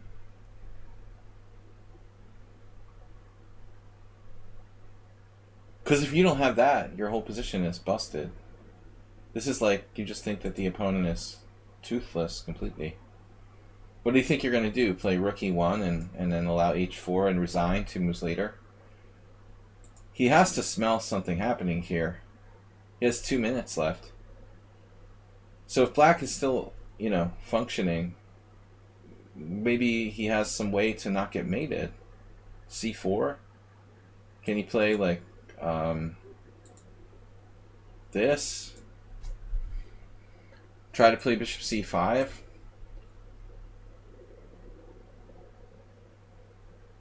I guess you could just shut him down again with d4. d4 with the idea of knight a4.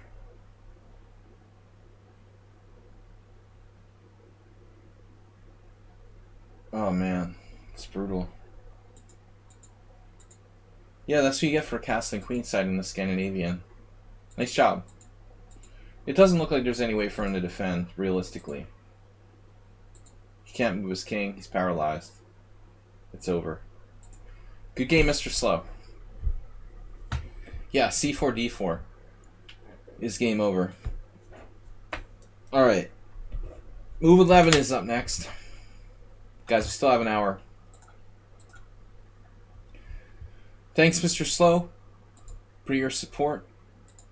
Good game for a 3-0. Actually, you only used one. No, you did use your time there. Wow. Yeah, you would actually... Oh, you spent a huge amount of time on one move. At move 17, he used over a minute. He used a minute on this move.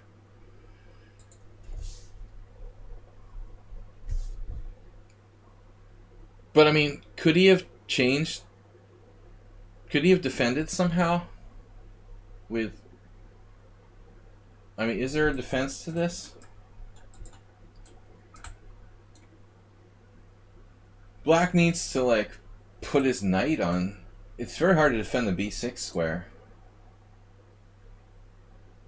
I mean, what are you going to do? Queen e7? You should have played it right away, is the point. You spent a minute. You must have been thinking about this stuff. You actually could have done it right away. Alright, Arsenal. You have permission to leave. Leave the hall pass with the nurse. We'll let you go. No pub. No sneaking into the pub with the parliamentarians. I know it's Friday night. You got like an underground booze club. He goes to like Fight Club. That was our old joke, remember? Chess Club was basically like the movie Fight Club for Arsenal. Secret place he would go to get away from the family. It's like an underground pool drinking club.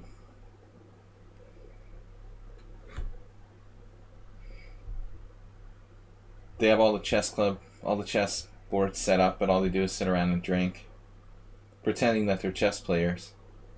That's funny. Strongest one is like 1100. That's what would happen if there was a prohibition. Alright, move 11 is up next. Don't talk about drinking club. You can sometimes castle queenside, but not with h4. Just don't drink the pool of water. Terrible joke from Asterbait. Alright, move 11. For subscriber stream, I'm submitting a game I played on lichess against BYOB. Move 11 with the white bits. Spanish with d6.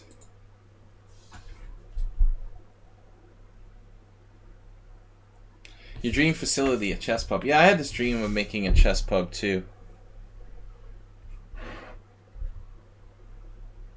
Back in the day, I went to Madrid, and there was this guy, Jesus de la Cruz, who had an Irish pub in the center of Madrid. And we used to go there and play Blitz. It wasn't like a lot of chess players hanging out, but you have like a pub that's owned by a really good chess player.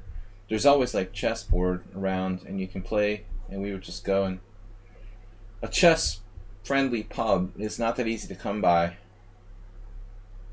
So I always had a fantasy to have my own pub, but not easy to. That's a lot of work. Chess players are bad customers too, you know. The worst is like a cafe where the chess players come and they don't spend any money. Like the cheapest clientele in the world. It's a disaster. Pub isn't much better. We used to have a pub in Budapest called the Sixtus, where a lot of people would go to play chess, but they definitely didn't make a lot of profit off the chess players. Anyways, back to the subject here. D6. I feel like there's two ways to play against the Steinitz. There's the immediate D4, and there's like a slower build-up based on C3. It's not the right game. Alright, well that's important. BYOB, thank you. You did specify, but I didn't understand why. I was actually wondering why you specified in the message, you know. Alright. He's name recognition. BYOB has name recognition. That's why Move 11 specified. I was wondering. Anyway, guys. Friday night. Cheers. Here's to the pool drinking club. I hope to be there one day. Become a member with Arsenal fan. Once the pandemic's over. Maybe next year, if the pandemic dissipates, I can go to Hastings or something. We shall see. You can always dream. So move 11 is actually black against f4 here. f4, d5. My favorite move is knight h6. This is called the horsefly defense, which is really cool. Does anybody know that? Did you guys know that? DK guy came here to learn opening the mink defense. You should create a mink defense. DK guy. Alright. But I thought this is really cool. Asterbait would appreciate the horsefly. I like this. I played this against Morales. E4, D5. We had a game and it transposed. What the heck? It transposed into some sort of normal opening. What did he do? He took here? I took with the queen? Is that right? I don't remember. Anyway, this is move 11's game. I'm not gonna steal. I'm not gonna steal his game. Spotlight my own weird tastes. 7:30 a.m. variation. A reference to my 3 a.m. variation, e4 knight h6. Dude, f4 knight h6 is like a 3 a.m. variation on crack. It's so much better. It's so much better because of f4. You know? It's just worlds better. This move doesn't contribute that much to white's position, especially in an open position. For example, d6 is a good line if e4, d5 is recommended. Man, I can have a free move, basically, with knight h6. Alright, anyways, f4, d5. My only problem for move 11 here is that advice for all chess players at all levels. If white plays some sort of lame opening, f4, g3, e3, d3, c3, knight c3, b3, whatever, a3, something harmless, I feel like if you're black, you should play whatever you play with white, you know, so move 11 is an e4 player. The problem is after f4, d5, he's playing white with d4. You know, he's basically playing the white side of the Dutch. Stylistically, it doesn't make sense for move 11 as an e4 player to be playing the white side of the Dutch.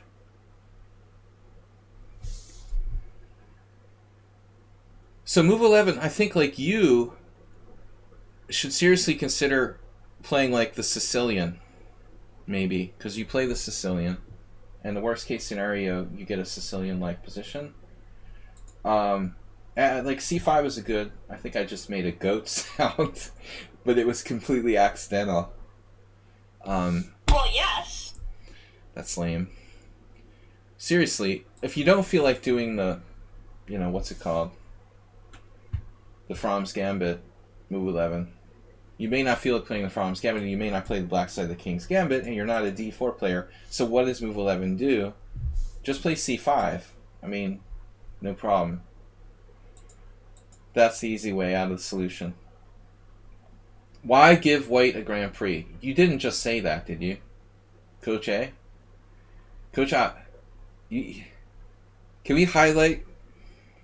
Wait, I'm going to say, why not give white a Grand Prix? Can we? Can we highlight Coach A's comment? It's kind of like, why give white the Smith Gambit? You know, Smith-Morra Gambit. Because the Grand Prix sucks? That's the simple answer. Ask any Grandmaster if they're afraid of the Grand Prix attack. Not really, you know. Like, class players and coffee house players are afraid of the Grand Prix attack. But it basically it sucks, you know. It's like a lame system. I have my troubles with Morales, but not because of the Grand Prix. Like, this variation is better than the Grand Prix. Morales is playing like knight c3, knight c6, bishop e5. Honestly, I think that's a better move, you know. It's better than f4, probably.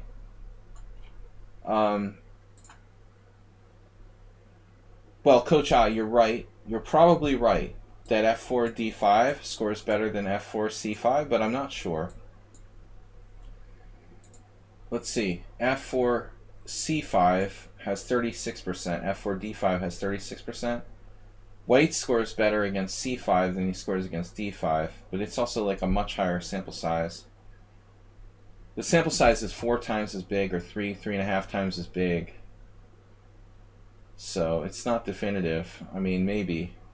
But I think it's far more important anyway, outside of statistics. Like, statistics are important as a deciding factor, maybe.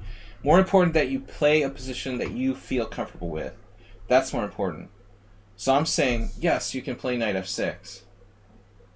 Absolutely, knight f6 is good. But you're committing, you know, you're committing if you play knight f6 to whatever. I still just want to make the point about being consistent with your openings, what you play. Mr. Slohan just gifted, by the way. I got really into what we're talking about. He just did a gift sub to Dinu and another gift sub to Brace as Schuler from Purple, Texas. So, good job, Mr. Slowhand. Thank you for that. And thanks for everybody who supported the stream this week. And every week.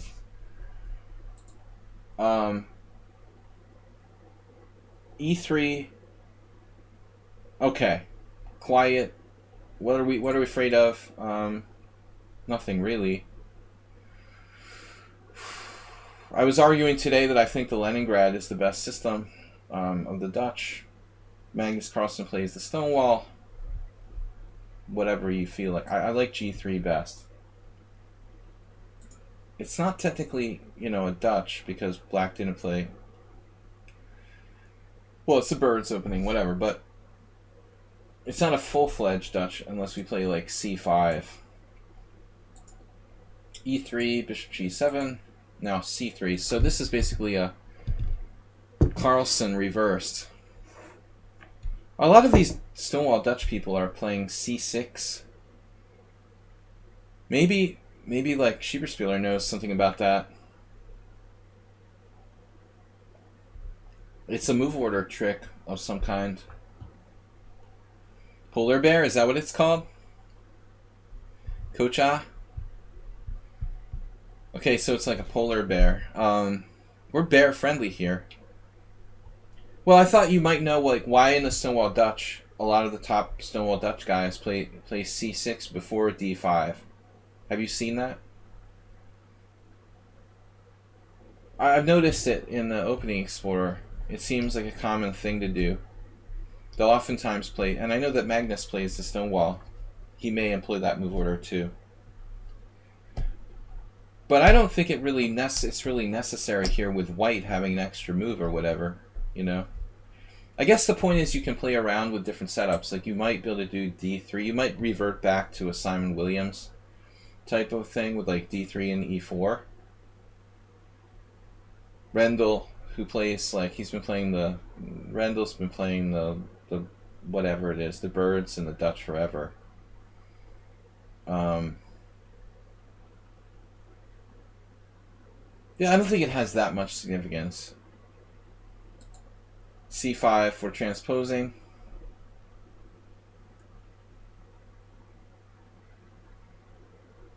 Now we got a regular Dutch. So at the end of the day, I mean, it didn't really matter. And then the exchange. Okay. See, this is where it's like Move 11's inexperience in playing the Stonewall or playing the white side of the queen pawn game kind of kicks in. Danielson. Yeah, Danielson plays the Birds opening. The only like grandmaster who regularly played the bird with White. He might have been exposed to some minks or something. No one really knows why. Plays the Birds. That's his bag, though. Rendell is the same. I think they got a lot of mileage out of playing F4 because most people don't bother to study it. So they're able to get it to a certain level. By really understanding the bird with White, most people just don't bother. But Move 11's here mistake is very, very fundamental. White almost never ever, or the Stonewall Dutch player is almost never going to take this pawn. It's not the semi-Slav. If he takes this, his pawn structure is like all over the place. E3, F4, C5, B3, B2, C3, whatever. You got to get over that. I was like really paranoid when I was a beginner that, in the semi-Slav was one thing, but in the Dutch, my C pawn might get captured. But honestly, he'll destroy his entire positional concept if he takes on C5. You don't even need to defend that pawn here. So any move, knight h6, knight f6, queen c7. If you really want to be, anal retentive about your pawn being protected, you could play something passive like knight d7 or queen c7. But honestly, it's not necessary. I really wouldn't mind if White takes this. He gives up his strong point on d4. There's a lot of effects long term for white. If he takes that pawn, just put a nice horsey to d6. In the Stonewall setups, like if you put your queen here, it's possible like b3, bishop b2, knight d2, rook c1, and your queen will get attacked along the c file. I guess, theoretically. But still, probably I would just play knight f6. That's the main move. How many people here played pawn takes c5, you know? It's the Catalan where white magically played f2, f4 for no reason whatsoever. It accepted Catalan. Imagine playing the accepted Catalan and then, like, with your extra tempo, what are you going to do? I'm going to play f2, f4 for no reason whatsoever so I can weaken my king side. That's basically what this is, right? It's an open Catalan where the extra move is f2 to f4, magically jumping over the knight. But it totally weakens white's king. The pawn on e3, this diagonal. You have no fear whatsoever of like him taking the pawn and then like trying to hold on to it with b4. I think, realistically. But this is just the beginning of the story. Move 11's fundamental mistake is like taking here. You're improving white's position. I mean, this is typical of all closed queen pawn games. You never want to release the tension. Not just closed queen pawn, also like if you're white in a Catalan or something. I guess that's a closed queen pawn game too. But I was thinking more like Kali System London, Tory. The Stonewall is essentially the same thing, though. We don't want to do this because, first of all, we had this game with Schieberspieler. I guess that's why I was thinking of you, Schieberspieler. You had that game with 75-year-old IM, Boguslavsky, where Boguslavsky took with the c-pawn. Excuse me while I vomit. If white plays that, you know, actually here it's better than Boguslavsky's game because his knight has a decent square at c3. That's probably better. You know, he doesn't have his knight like on d2. But that's not my fear. My fear is this. The bishop's diagonal improves here. You got rid of a lame pawn. I mean, you're basically trading this pawn. Think about it. You're trading this pawn for this pawn. And that pawn on e3 sucks, you know? I mean, the pawn on e3, it's blocking his bishop. It's blocking his play along the e-file. He gets this half-open e-file here for pressure. So if you look at the opening explorer, I mean, 9 people played knight f6, 4 played queen c7, 2 people took on d4, 2 played b6, 1 knight h6, and 1 knight d7. But this is basically, you know, people know not to do this. Except for grab her.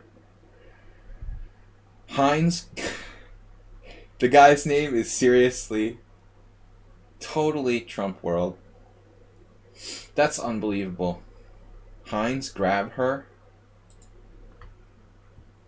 Can you imagine if he was like Donald Trump's spokesperson? That's unbelievable. Anyway. I won't go any further with this. But there are some interesting pairings we could come up with. To say the least. With that guy. Anyway, alright, enough jokes, guys. We're gonna move on. CD4, bad move. CD4, gross. White is playing for a draw. Disgusting. Fat noob. That's my 10-year-old son's favorite sentence. He's constantly making fun of other video game players and calling them disgusting fat noobs. But this is typical. It's just gross, dude. Why are you taking the c-pawn? I mean, this is just terrible. You got to take this way. Look at this beautiful half-open action you got on the e-file. Perfect Stonewall attack. Way to set up for a good game here. He takes this way. Yuck. Coach Al, you're obviously, you need to get out more. Knight c6. It's basically an exchange Slav now, where white. And by the way, move 11, not a great exchange Slav for you. One thing I'll comment on is that in the exchange Slav, fianchettoing isn't very effective. You see, you're totally dead against this d4 pawn. Your king side is solid, but you don't have any play because there's no pawn tension. It's also very hard to open the position for the bishop. How are you going to open up position? Yes, Uber driver. Uber driver, you can use your channel points for me to... I was ignoring Uber driver, but not intentionally. Of course, bishop g4. But I mean, it still gets rid of your quote-unquote bad bishop, but it's still not going to make anything, you know, great for this bishop. And white can choose between taking with the g pawn, like gaining control of that square on e4.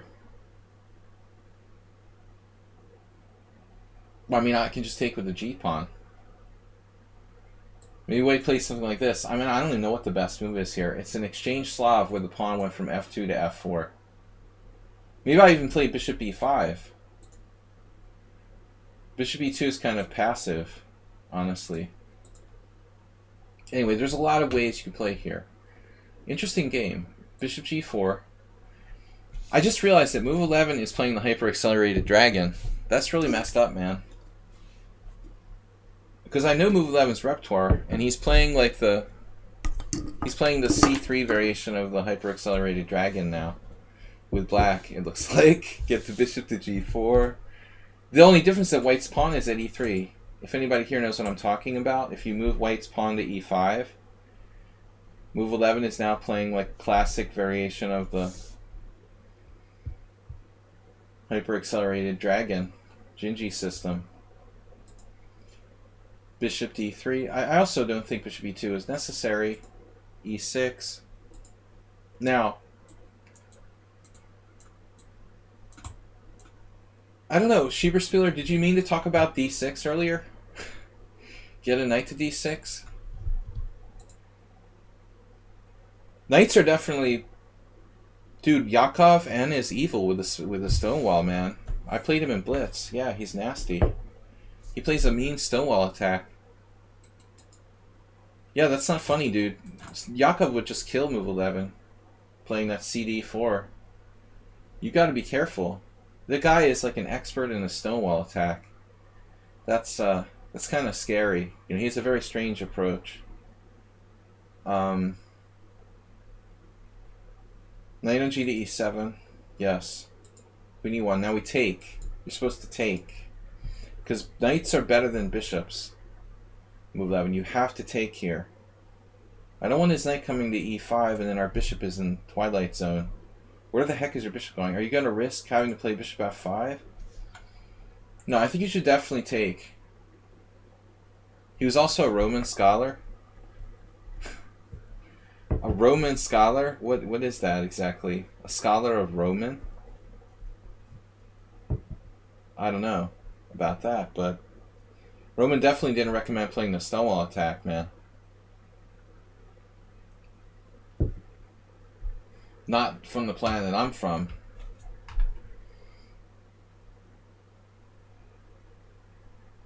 Bishop takes f3. I mean, maybe move 11 is going to play bishop f5. But I mean, if you want to do that, I guess you consider doing it right away. But I think this bishop is... The bishop's a little sketchy. I don't know. I think you got to play bishop takes f3 here. Engine doesn't agree. Interesting. That's very interesting.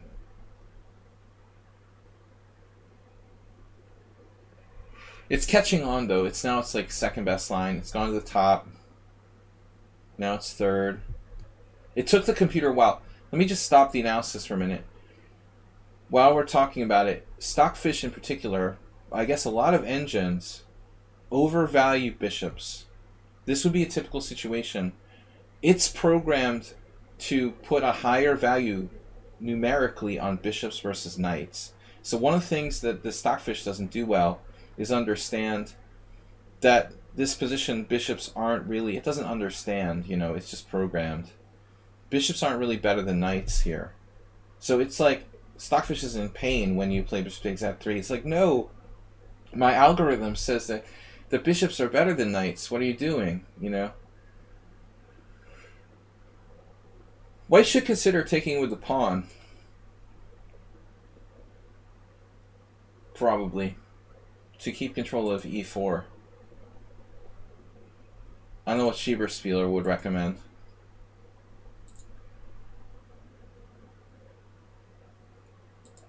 Now we're stuck with the Twilight Zone knight. I mean bishop.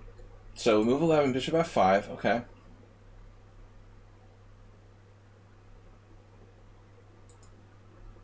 There's a waste of time.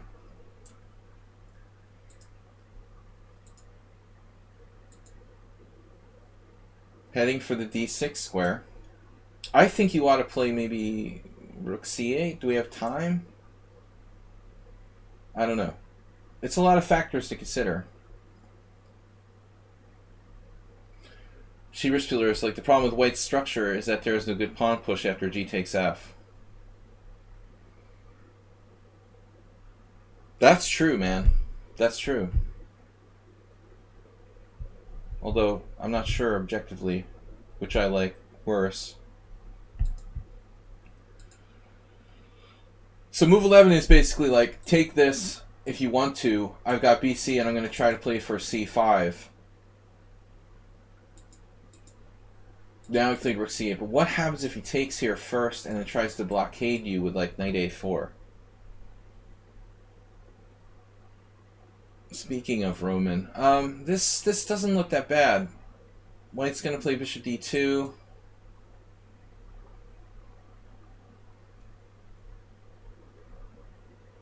This is really a little slow to bust through with f6 and e5. I wonder if move 11 should not play knight f5 here, but something else. Can we play rook c8 first?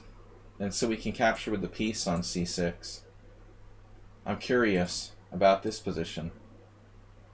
That's the best move. Allowing knight takes c6 looks like an opportunity for White. I guess Black's okay, Coach A, but I don't prefer that structure. He gave him a huge opportunity there. Oops, oops, oops, oops. Knight a4. I was actually looking at knight b5, but I guess there's nothing there. Black's solid here. I guess knight a4 is not bad. The c5 square.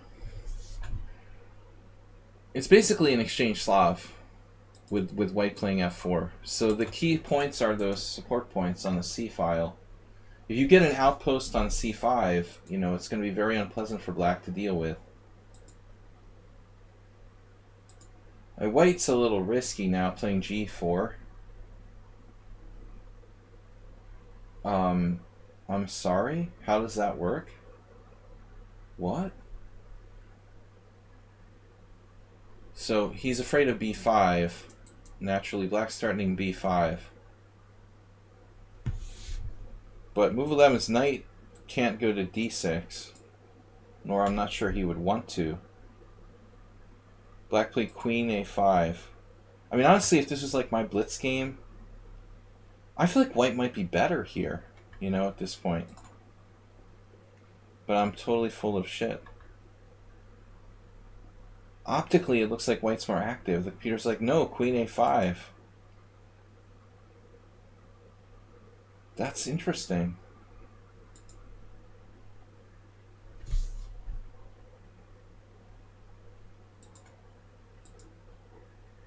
No way. So you temporarily sacrifice a piece and then play b5. Nice. Tactic. Nice job. So that just kind of long-term damages his position. That's a nice job. So now he's played g4. You've smashed his e-pawn. He has an Isolani on d4. And you get your piece back. Yeah, but I mean, this is long-term. The White King is not safe. And the heavy pieces are on the board. If the queens were traded, you know, I think Schieberspieler would be alright with White. But with the queens on the board, I think White's king is never going to be safe here. Probably an important factor for black to keep in mind, that we don't really want to trade queens. Of course g4 was a bit much. White was cocky and overconfident. b4. And queen c7. I mean, obviously the natural move is queen b5. It looks like he's trying to keep his a7 pawn protected.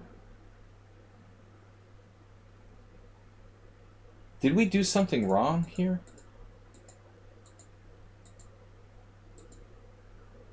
Should you have traded first, or... If you trade an e5, he has f-file pressure. Could you play bishop takes e5? That's mate. I guess you had to do this. How much better is black here? So we lost our advantage somewhere. The computer didn't like knight takes e3. It has a crazy variation it wants to play. God, dude. How many here would play this move? I wouldn't play this. Schieberspieler probably wouldn't play this. I mean, this is the best variation, apparently. But it's ugly. You're putting your knight on the side of the board because you're threatening b5 and you're threatening g4. It's basically a double attack. It looks like it just brute force wins a pawn. But it's so optically ugly that most humans, even strong humans, wouldn't play that. In a long game, maybe. But it's something where you're playing quickly, no way. You know, you're like, no, I don't want my knight on the side of the board. Yeah, I would miss it for sure. So he takes here, and his advantage isn't that big. I like queen b5.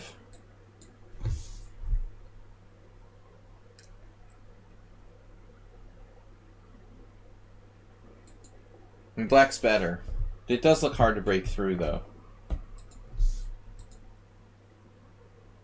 He could even play b5 himself, right? This is like way too optimistic, too. f5. White is a little confident, a little overconfident. f5. Damn. Maybe that's a good move, though. So what would have happened if you put your queen on b5 in touch with this rook? f5. Well, you have e5 in some lines. Does that work in the game? Yeah. You've got e5, you've got protection of f6. Here. Damn. It's alright. We're not going to get mated. That costs us a lot of time, though. And there's like b5 as well. That's going to drive our rook off the 6th. He plays this. So that's like a blunder? Is f6 a blunder or a good move? I'm wondering if he should even do that.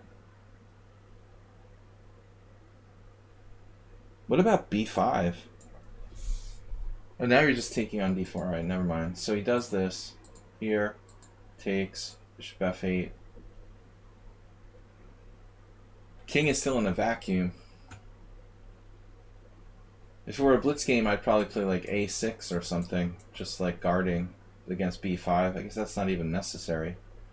So now it looks like black's better again. Rook e6 and his king is fried. What is he going to do after this? Okay, it's his move. Takes. Oh my god, move 11 getting tactical. Alright. Rook e4.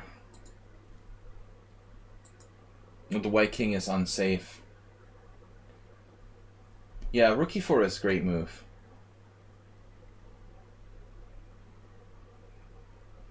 White king is just not safe. But do we have enough? Just really difficult to attack him on h1. We need a way to get on the d5 square or something like that.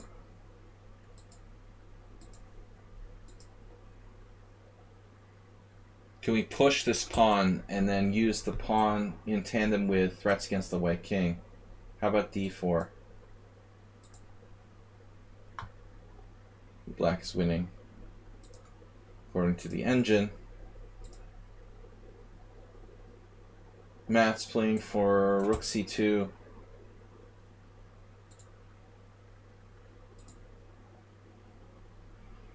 I think this is an important moment because you were hunting his king, but this gives you two things, you know.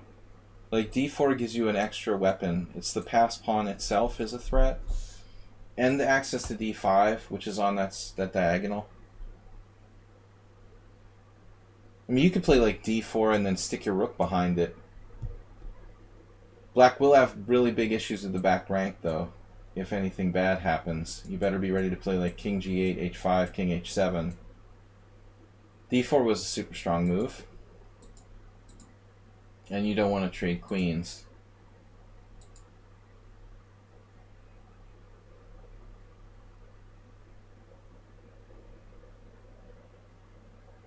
This might be good enough.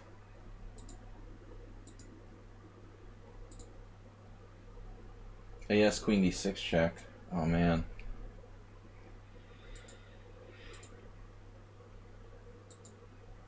It's just not enough, I guess. You're lucky you got a draw now. You're going to get mated if you allow anything. I think d4 was the key move. Anyway, that was a really long analysis, guys. I've only got 2 games left. I find the Stonewall positions interesting. You know, move 11 there, d4 was the key. Got to add that extra, like, principle of 2 weaknesses, sort of. The direct attack against his king plus...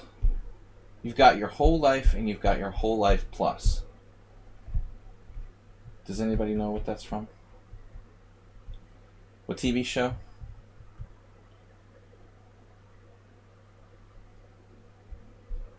With d4, you've got your whole life plus. No. It's a modern television series. It's a scene involving an insurance salesman.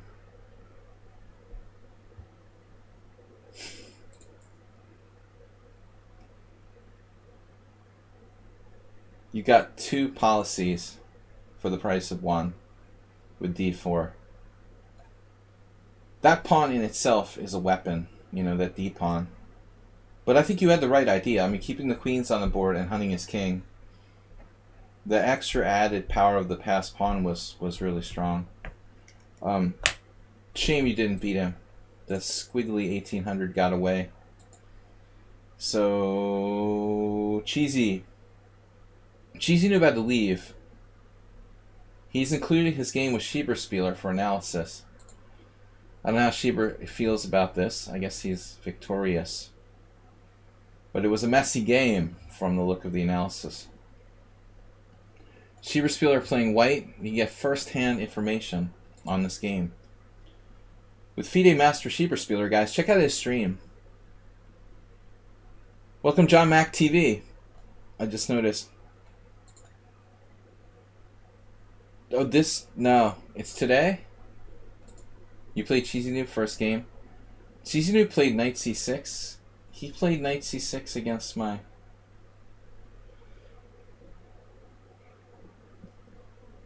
Yeah, that's weird. I don't remember he plays knight c6 necessarily. He beat you in your first ever stream game? So it was Fargo Season 1.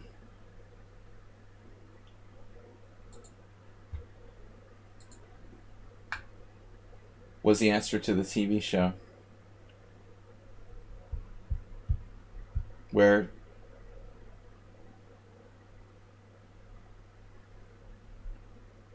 the protagonist is the insurance salesman.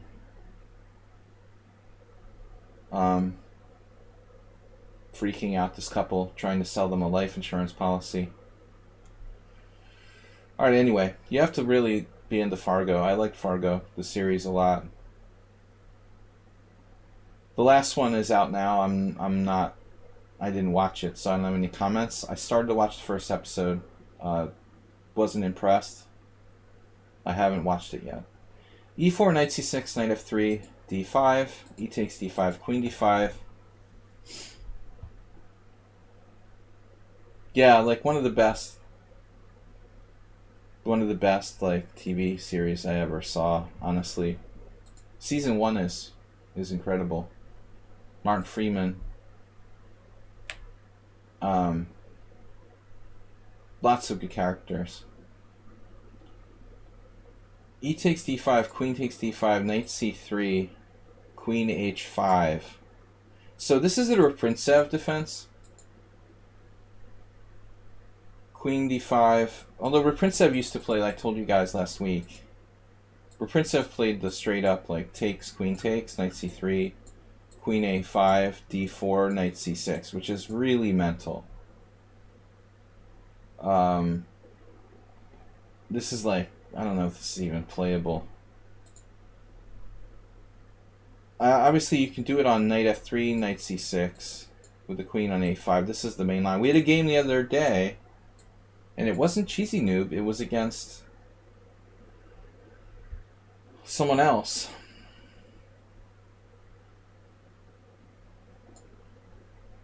We had this line. Castles. Black played a6, takes. Rook e1. And our opponent synced them up. I can't remember who it was. Failed to play castle's queenside, which is absolutely necessary. Castle's queenside, knight e5. I was talking about this position. Bishop e8. It turns out white is better after b4. So, anyways. Similar, but queen h5 is really strange.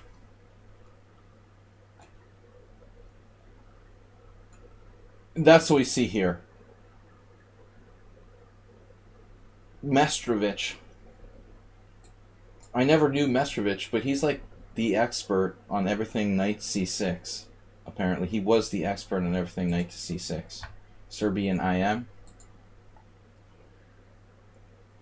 That's like all he played, and he knew it very well. So white plays bishop e2. Richard Webb. Don't know if he's related to Simon Webb. You got what? To check many e4 things. Bishop e2. Kind of a quiet move here. Bishop g4. d3. Very quiet play by white. Who is this guy? He's safe and conservative. But I can't really criticize. I mean, it's a quiet way of playing. It's not bad. It looks like theory says knight b5. Dude, Mestrovich did this. Holy crap. This is like a real thing. Damn. He beat Cermak in 1994 with black. Dude, that guy is a decent grandmaster. That's embarrassing to lose to a guy who's like a maniac playing king d8 against you. John Mac, thanks for subscribing for 4 months. Dude, that's insane. But apparently this goes back to a meching game from 1975. So it's not like his idea. But I mean, nobody plays queen a5. I mean, the queen h5, this is the normal move. And even this is abstract. But you would get the line I was talking about. Karpov Hort. So queen h5, I wouldn't have known this either, man. Nobody plays queen h5. Almashi couldn't beat it. It's a trick, basically. Black's just banking on white not knowing that's the move for the most part. Here, castles coming up. d3. Schieberspieler doesn't want to commit to castling kingside. Does so now. And now e6. So clearly, like, black could play e6 or e5. If h3, I mean, what are you going to do? You're going to leave the knight there? Is black going to leave the knight there? Cheesy Noob is not here to answer the question, but for me, like, this is a question. Is he sacking a piece here? This actually happened. Oh my god. So if bishop takes h3, there's not like knight g5 tricks. Then you go back, and black's okay. So this actually happened. Yeah, I mean, I wouldn't play h3. I'm just checking what would happen. But he also could maybe like leave it there and try it. I've had people do this in blitz, like leave the knight there, leave the bishop there and sacrifice it, you know, in coffee house blitz games. But it doesn't look sound, of course. Normally you can like take his bishop, he takes with the knight, then the knight comes e4, g3. You can come over and hit his queen in some positions like that. If he tries to do like whatever, king b8, h takes g, knight takes, I'm saying like here, you know, you're coming over here. It's not clear if white, you know, really has to worry or not about that. But I don't think, you know, most people would play h3. You play knight d2, which is a very conservative move, but solid, and trading your bad bishop for white's, or for black's active bishop on g4. Here, h3. So maybe knight d2 was too passive.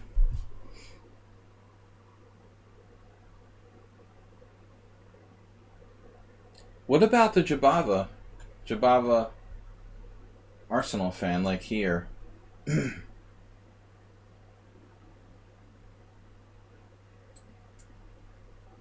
Maybe this is a better way of trading bishops. You're still going to get the same thing. Bishop d6. This is better because h3 is better protected in this variation. Now you can really play h3 without worrying about him like sacrificing on h3 or something.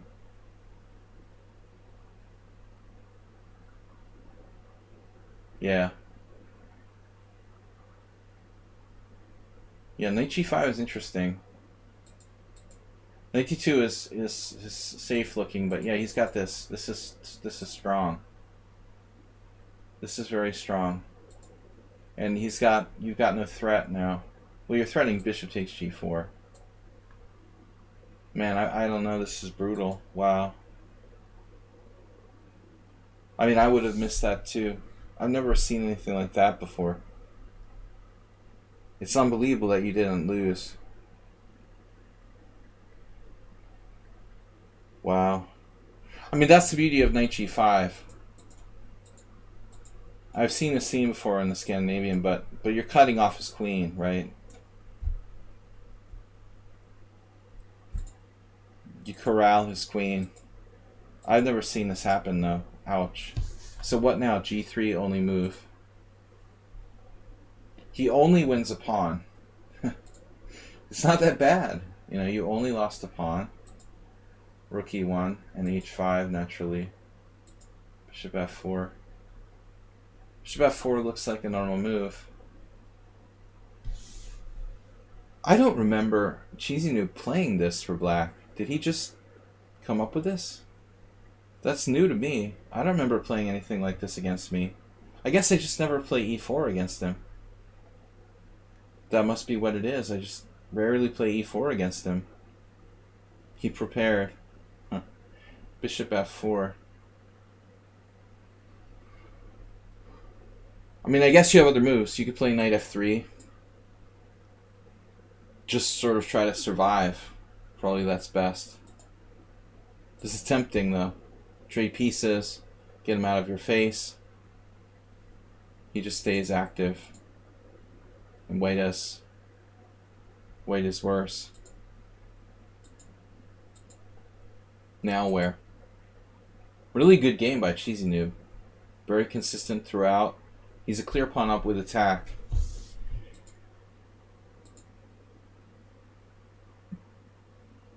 This is kind of tricky because like you could trap his bishop.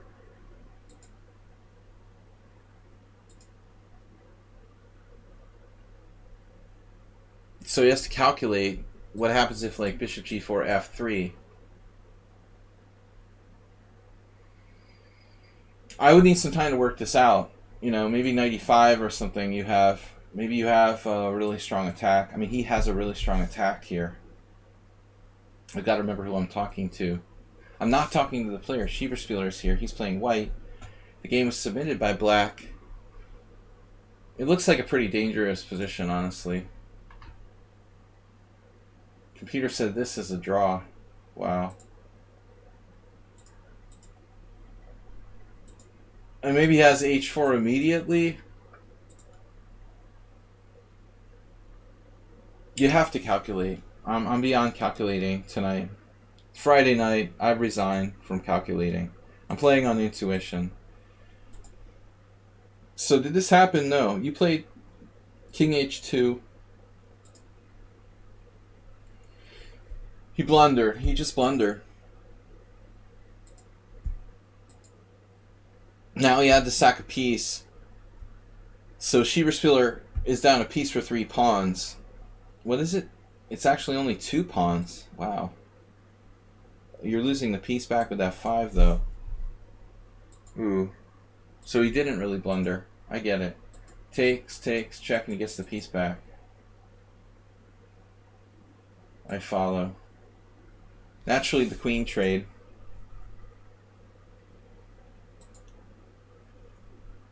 Black would like to play for an attack, especially against an endgame monster like Schieber, but doesn't look like he has an option. Doesn't look like he really has an option. So, you have an active king, strong knight on e4, and you're only down 1 pawn. I would say you have very good practical chances to survive in a blitz game against a weaker player. 95 check. I'm taking Schieberspieler's side slowly. That's not fair. I mean, Cheesy Noob's up material here with a good position. Trading queens is always dangerous. Never trade queens against Schieberspieler. Yeah, he does play too fast. Oh, by the way, I saw your cheap win against Arsenal fan in the king and pawn end game. That was evil. Poor Arsenal fan. He didn't bring it up, but I was passing by lichess this afternoon when I saw you playing Arsenal fan, and you got him in that king and pawn end game, the rook end game that should have been a draw, where he lost, where you allowed the rook exchange into a winning king and pawn end game. I felt the pain, you know. Poor Arsenal. d4. And he got the d4 pawn.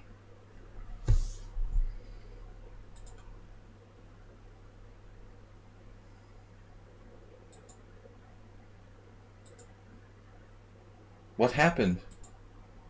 Oh, you got a rook. Okay, you got a fork on f4. So that's lucky Cheesy Noob had that. So he's actually okay here. But it's difficult to coordinate. His knight and his rook and his king are all strung out. Maybe king d7. What is he supposed to play here? b6? Knight f4 and e5. Knight f4, I guess. Gotta try knight f4. Try to keep his pawn protected. He went on an adventure. Now his knight looks bad. Here. Okay, it's like a blitz game.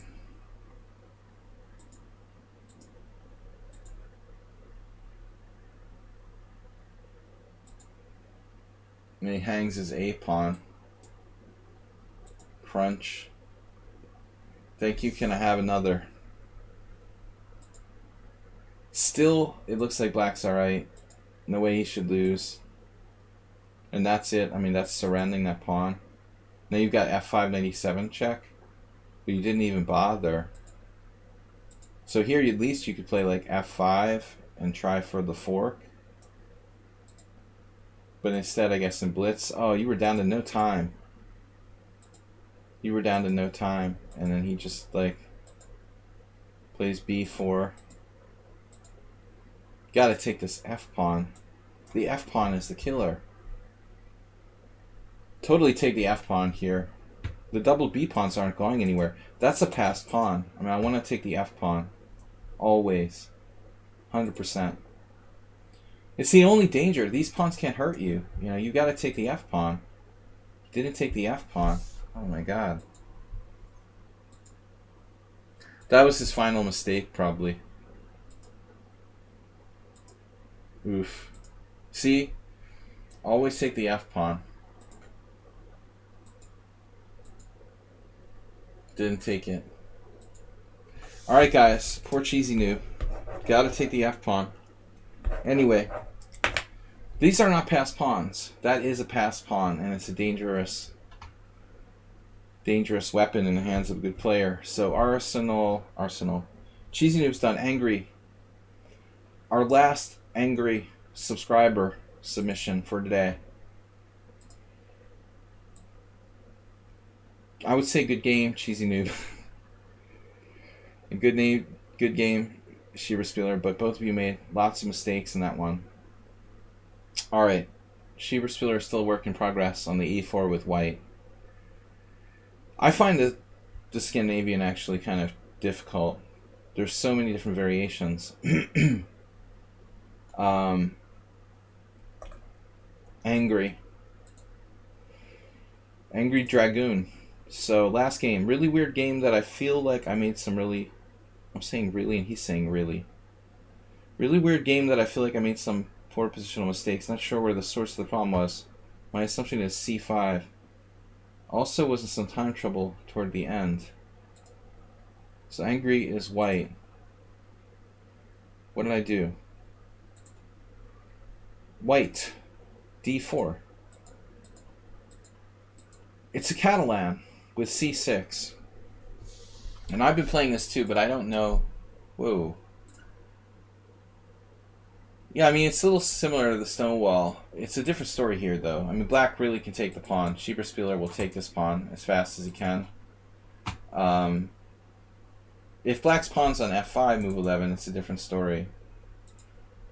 I still like bishop g2. Take it if you want to. That's your strong point. Fundamentally, taking the pawn on c4 is risky for black. But yeah, there are different styles to play here. I mean, you look at the statistics, you see the main move is bishop g2, second is queen c2, and they're basically ranked in like order of level of aggression. You know, I think that this is the most aggressive move, sacrificing a pawn with d takes c4.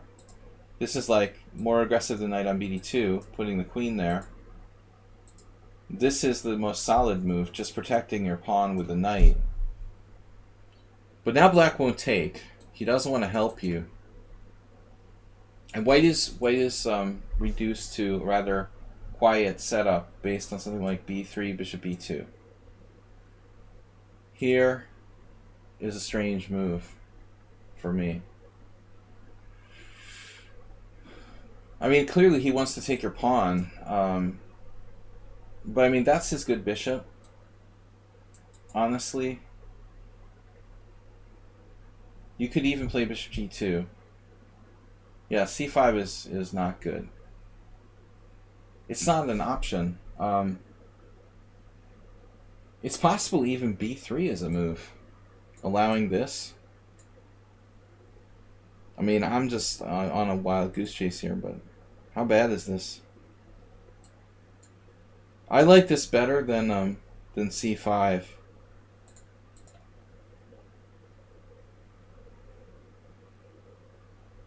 Just hypothetically. But it looks like queen c2 would be the normal move.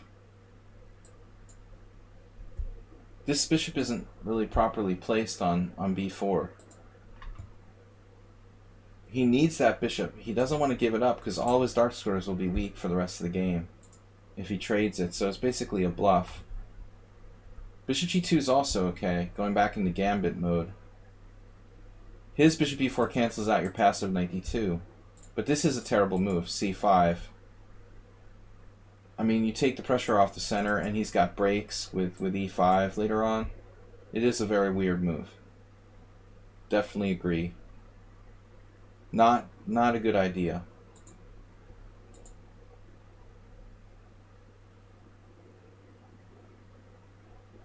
And I guess you're putting your queen on an awkward square now, where it doesn't do that much. I mean, black can just back up, it looks like, with bishop a5.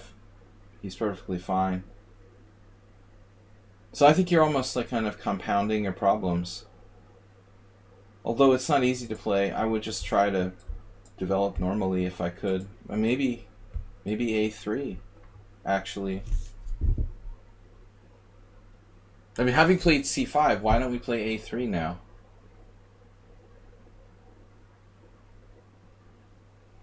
I mean, if you could play a3, you would play b4. You'd have a reasonable position, I guess. Support the pawn on c5. This doesn't look great for black either. So I suspect his move might be a mistake, actually.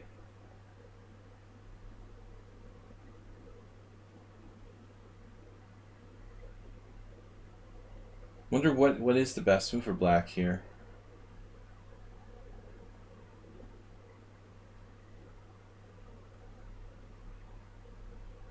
Knight d7 looks logical, developing. Is it possible black has better, like immediately?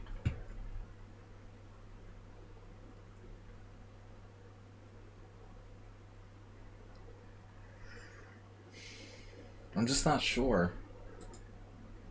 Maybe b6? b6 is best, according to the engine. Yeah, now it's kind of indifferent. It doesn't mind. So what about the game? Like here, what about a3?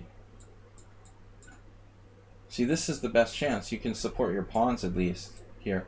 This isn't that bad. I mean, he'll get to play e5 eventually. You taught Schieberspieler everything he knows about motoring. Bishop b2 controlling e5. I think he should have played b6. You know, he has a chance. Ideally, black wants to play e5, but I don't see how he can get it in. I'd love to play e5 if I could, but like, just take with the knight. Doesn't seem to be anything there. That's what he wants to do. There's no time. So b6 is the best move. Also, there's this idea later on for black. Get the bishop out, maybe.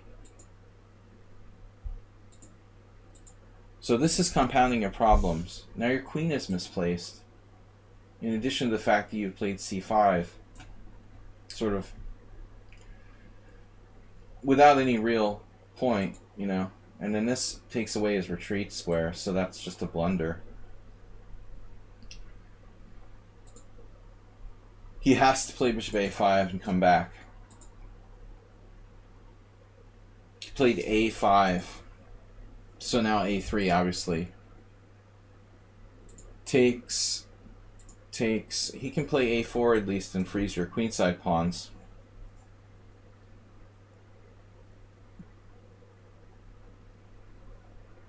At some point, if necessary.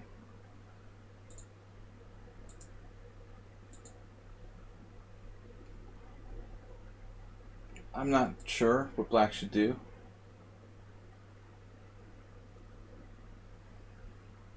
I guess white's okay now. This is kind of a weird move, but I guess you were worried about your c5 pawn.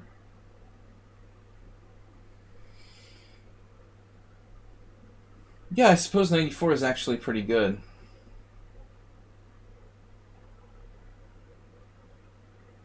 It is worrisome what to do about that pawn. I mean, move the queen. Eventually you want to move the rook. I'm concerned about a4 though. He's playing the Stonewall Dutch now. So f5 is kind of weird, like giving up the dark squares on something like bishop f4. Black has to be careful about the dark squares.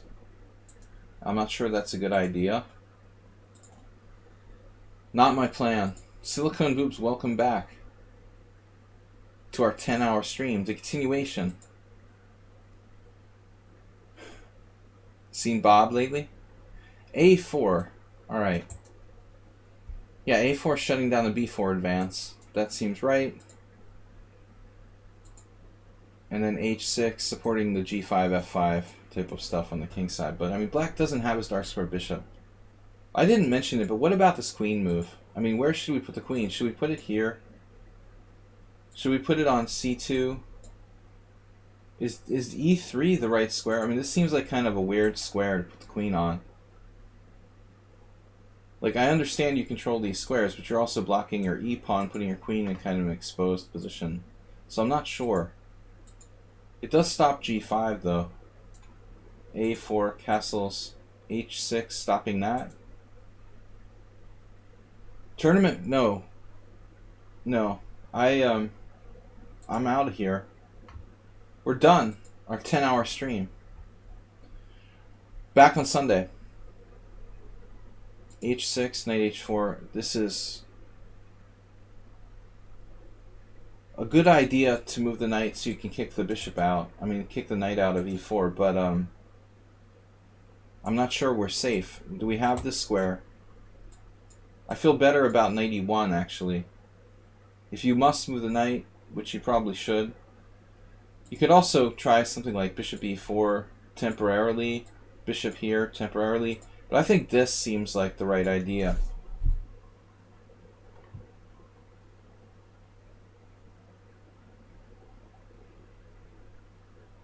I mean, it's possible black will go g5, f3, f4, but I still think that position isn't so clear.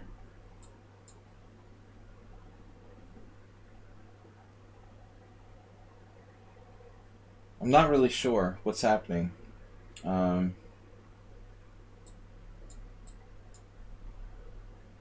It's a strange, very close block position, but your knight's coming back into the game with knight d3. So white might be fine at that stage. I'm not saying that black should do that, it's just a possibility. But I like knight e1. So he's got a stonewall attack with no dark square bishop. Yeah, f4 is interesting, okay. You obviously can consider f3, but your knight is stuck. So that doesn't work. That's a big problem. You're losing a piece to g5. Therefore, knight e1 was better. f4 is the best you can do now. Getting your knight back in. The problem is now there's not a lot of breaks, which Sieverspieler was talking about in an earlier game. Where's our break? We only have one pawn break potentially with g4. And if we can't get that in, I mean, then it's just a total checkers game.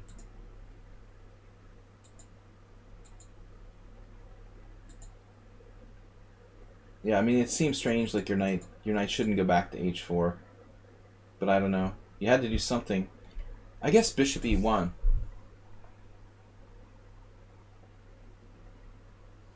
Defending g3. It's a tough position, man. Maybe you should still, I guess you should still come back to e1. But this position is giving me a headache. Without the ability to play f3, we're going to have to come back here. We never had the pawn break. It's a nightmare.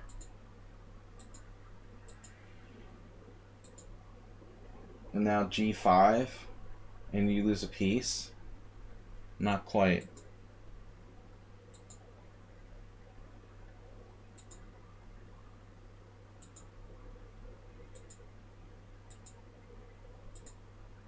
Alright, why do we take here?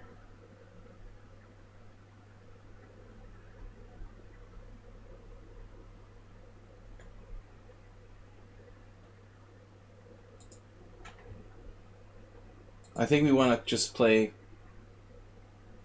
like knight g2. If g4, we have to take that. It's a force field. I mean, it's probably a draw. Like, neither side is going to be able to make progress. You got to be happy with the draw at this point. It got really weird. Now, your knight on h4. I'm happy with the draw there. This looks kind of dangerous taking. But it's a chance to keep playing, I guess. I think it was a very risky decision. Now he gives you the dark squares. Here, maybe bishop d2, maybe this diagonal. It wasn't really a 10-hour stream. I was just joking around. We had two 2.5-hour streams spread out by 4 hours. Knight g2, g4. Yeah, I mean, I guess black just needs to be more patient now and reposition his pieces. Bishop d7. He actually wants to be on the h file. But I think you could be in trouble because of the capture on g5. You definitely don't want to do that. Just come back here. And actually, instead of g4, black should play maybe some way of keeping the tension.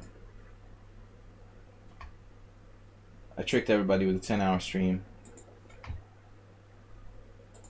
I gotta leave. It's Friday night. So g4, bishop e4, knight e4. This is the game, the actual game. The pawn is not there, and black has some weaknesses on the dark squares that you see. The potential for like bad bishop versus knight is live. It's the third time you played knight h4. And this is a good move, I guess. Getting out of the way. How are you going to move your rook, man? Oh my god, your rook is stuck.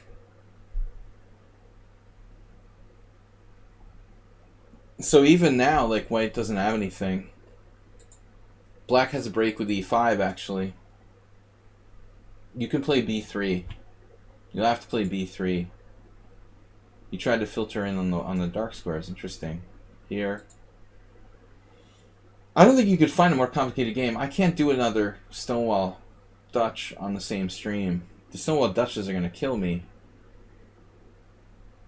I'm going to have to ban Stonewall Dutches from being analyzed. Just too complicated and mind-boggling. That's why Magnus plays the Stonewall Dutch, frankly.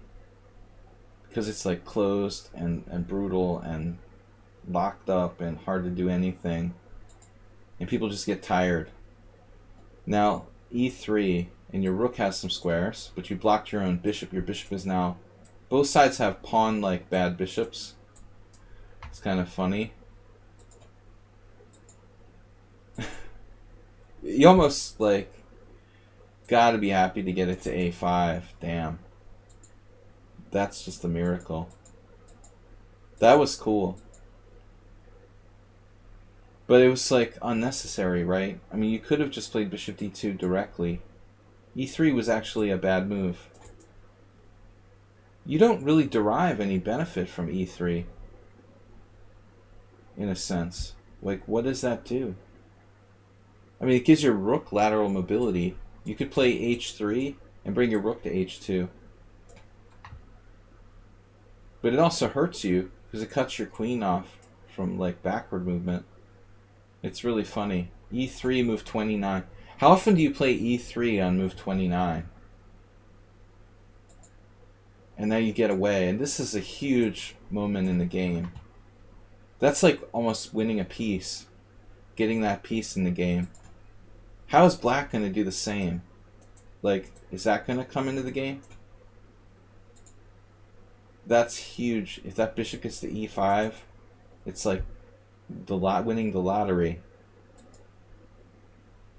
Totally natural move. He's trying it. Wow. And even so, it looks like you can't break through.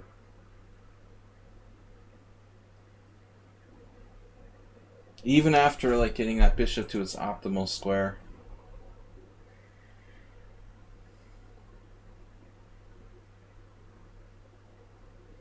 There's just no way to penetrate.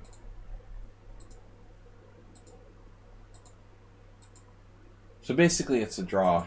It should be a draw.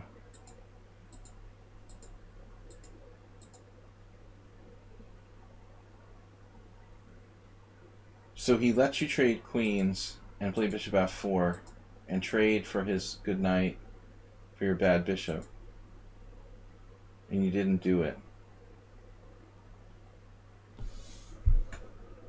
I mean, if you take on g5 here, you bring your king over, you start migrating to the other side, trade off his rook. I mean, there may be ways you can make progress here. It seems like you should take it. Given the opportunity, I'm taking that knight, you know, in a totally locked position like this. It's an opportunity for you to win the game, and you didn't do it. You're going to let his knight come back on e4? That's a huge mistake. Massive. This is a position where, even if it's objectively a draw, you might be able to make progress and win here. The practical chances for white exist. You can't let his knight come back to e4. This is crazy. You could even be worse now. I guess theoretically, he could win if he was able to like bring his rook over somewhere a6 and play b6. If he was able to play a6 and b6 and break, maybe theoretically he could play for a win. And now his bishop can come to h5. It's the story of bad bishop versus bad bishop. You give him bad bishop entry. It's unbelievable. Like the white bishop got from d2 to a5 to c7 to f4, and now black's bad bishop is going to get to h5 and come in on this diagonal after you didn't take his knight. Yep. Okay. That's a problem. Stopping bishop h5 at what cost? You're gonna like lose a pawn here.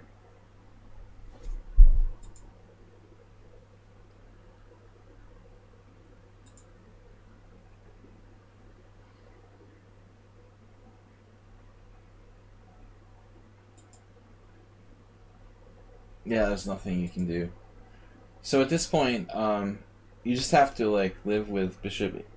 I don't know if you can live with it, but I mean you have to try to live with bishop h5. So I don't know, rook c2, bishop h5, rook e1. Maybe you can still be okay. Here.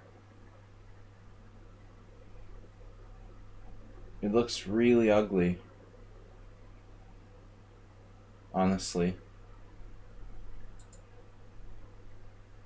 Oh, you've got bishop e5 check. Wait a second.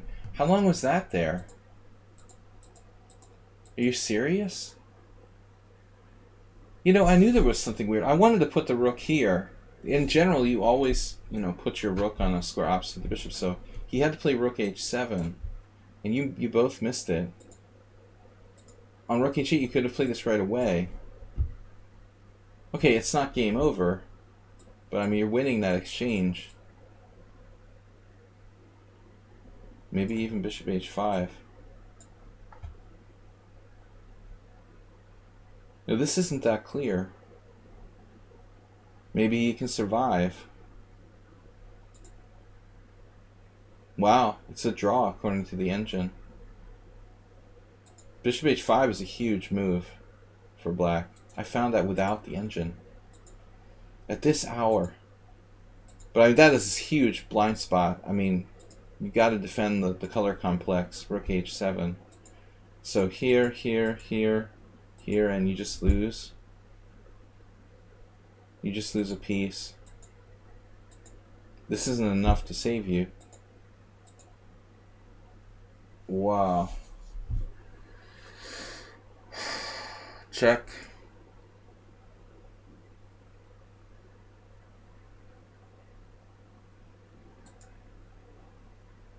It's funny. This is funny. You actually don't have anything. Because his king just walks up to h6, h5. Anyway, it's his move. Alright, guys. There's a lot to be learned there. Strategically, Angry Dragon made a lot of mistakes. Need more practice in this kind of position, I think. Close game, Stonewall Dutch. Bad bishops. Bad bishops can become strong. The Angry Bishop should be your new name. Alright, guys. We're going to be back on Sunday. Thanks, everybody. Have a great weekend. Happy holiday in retro.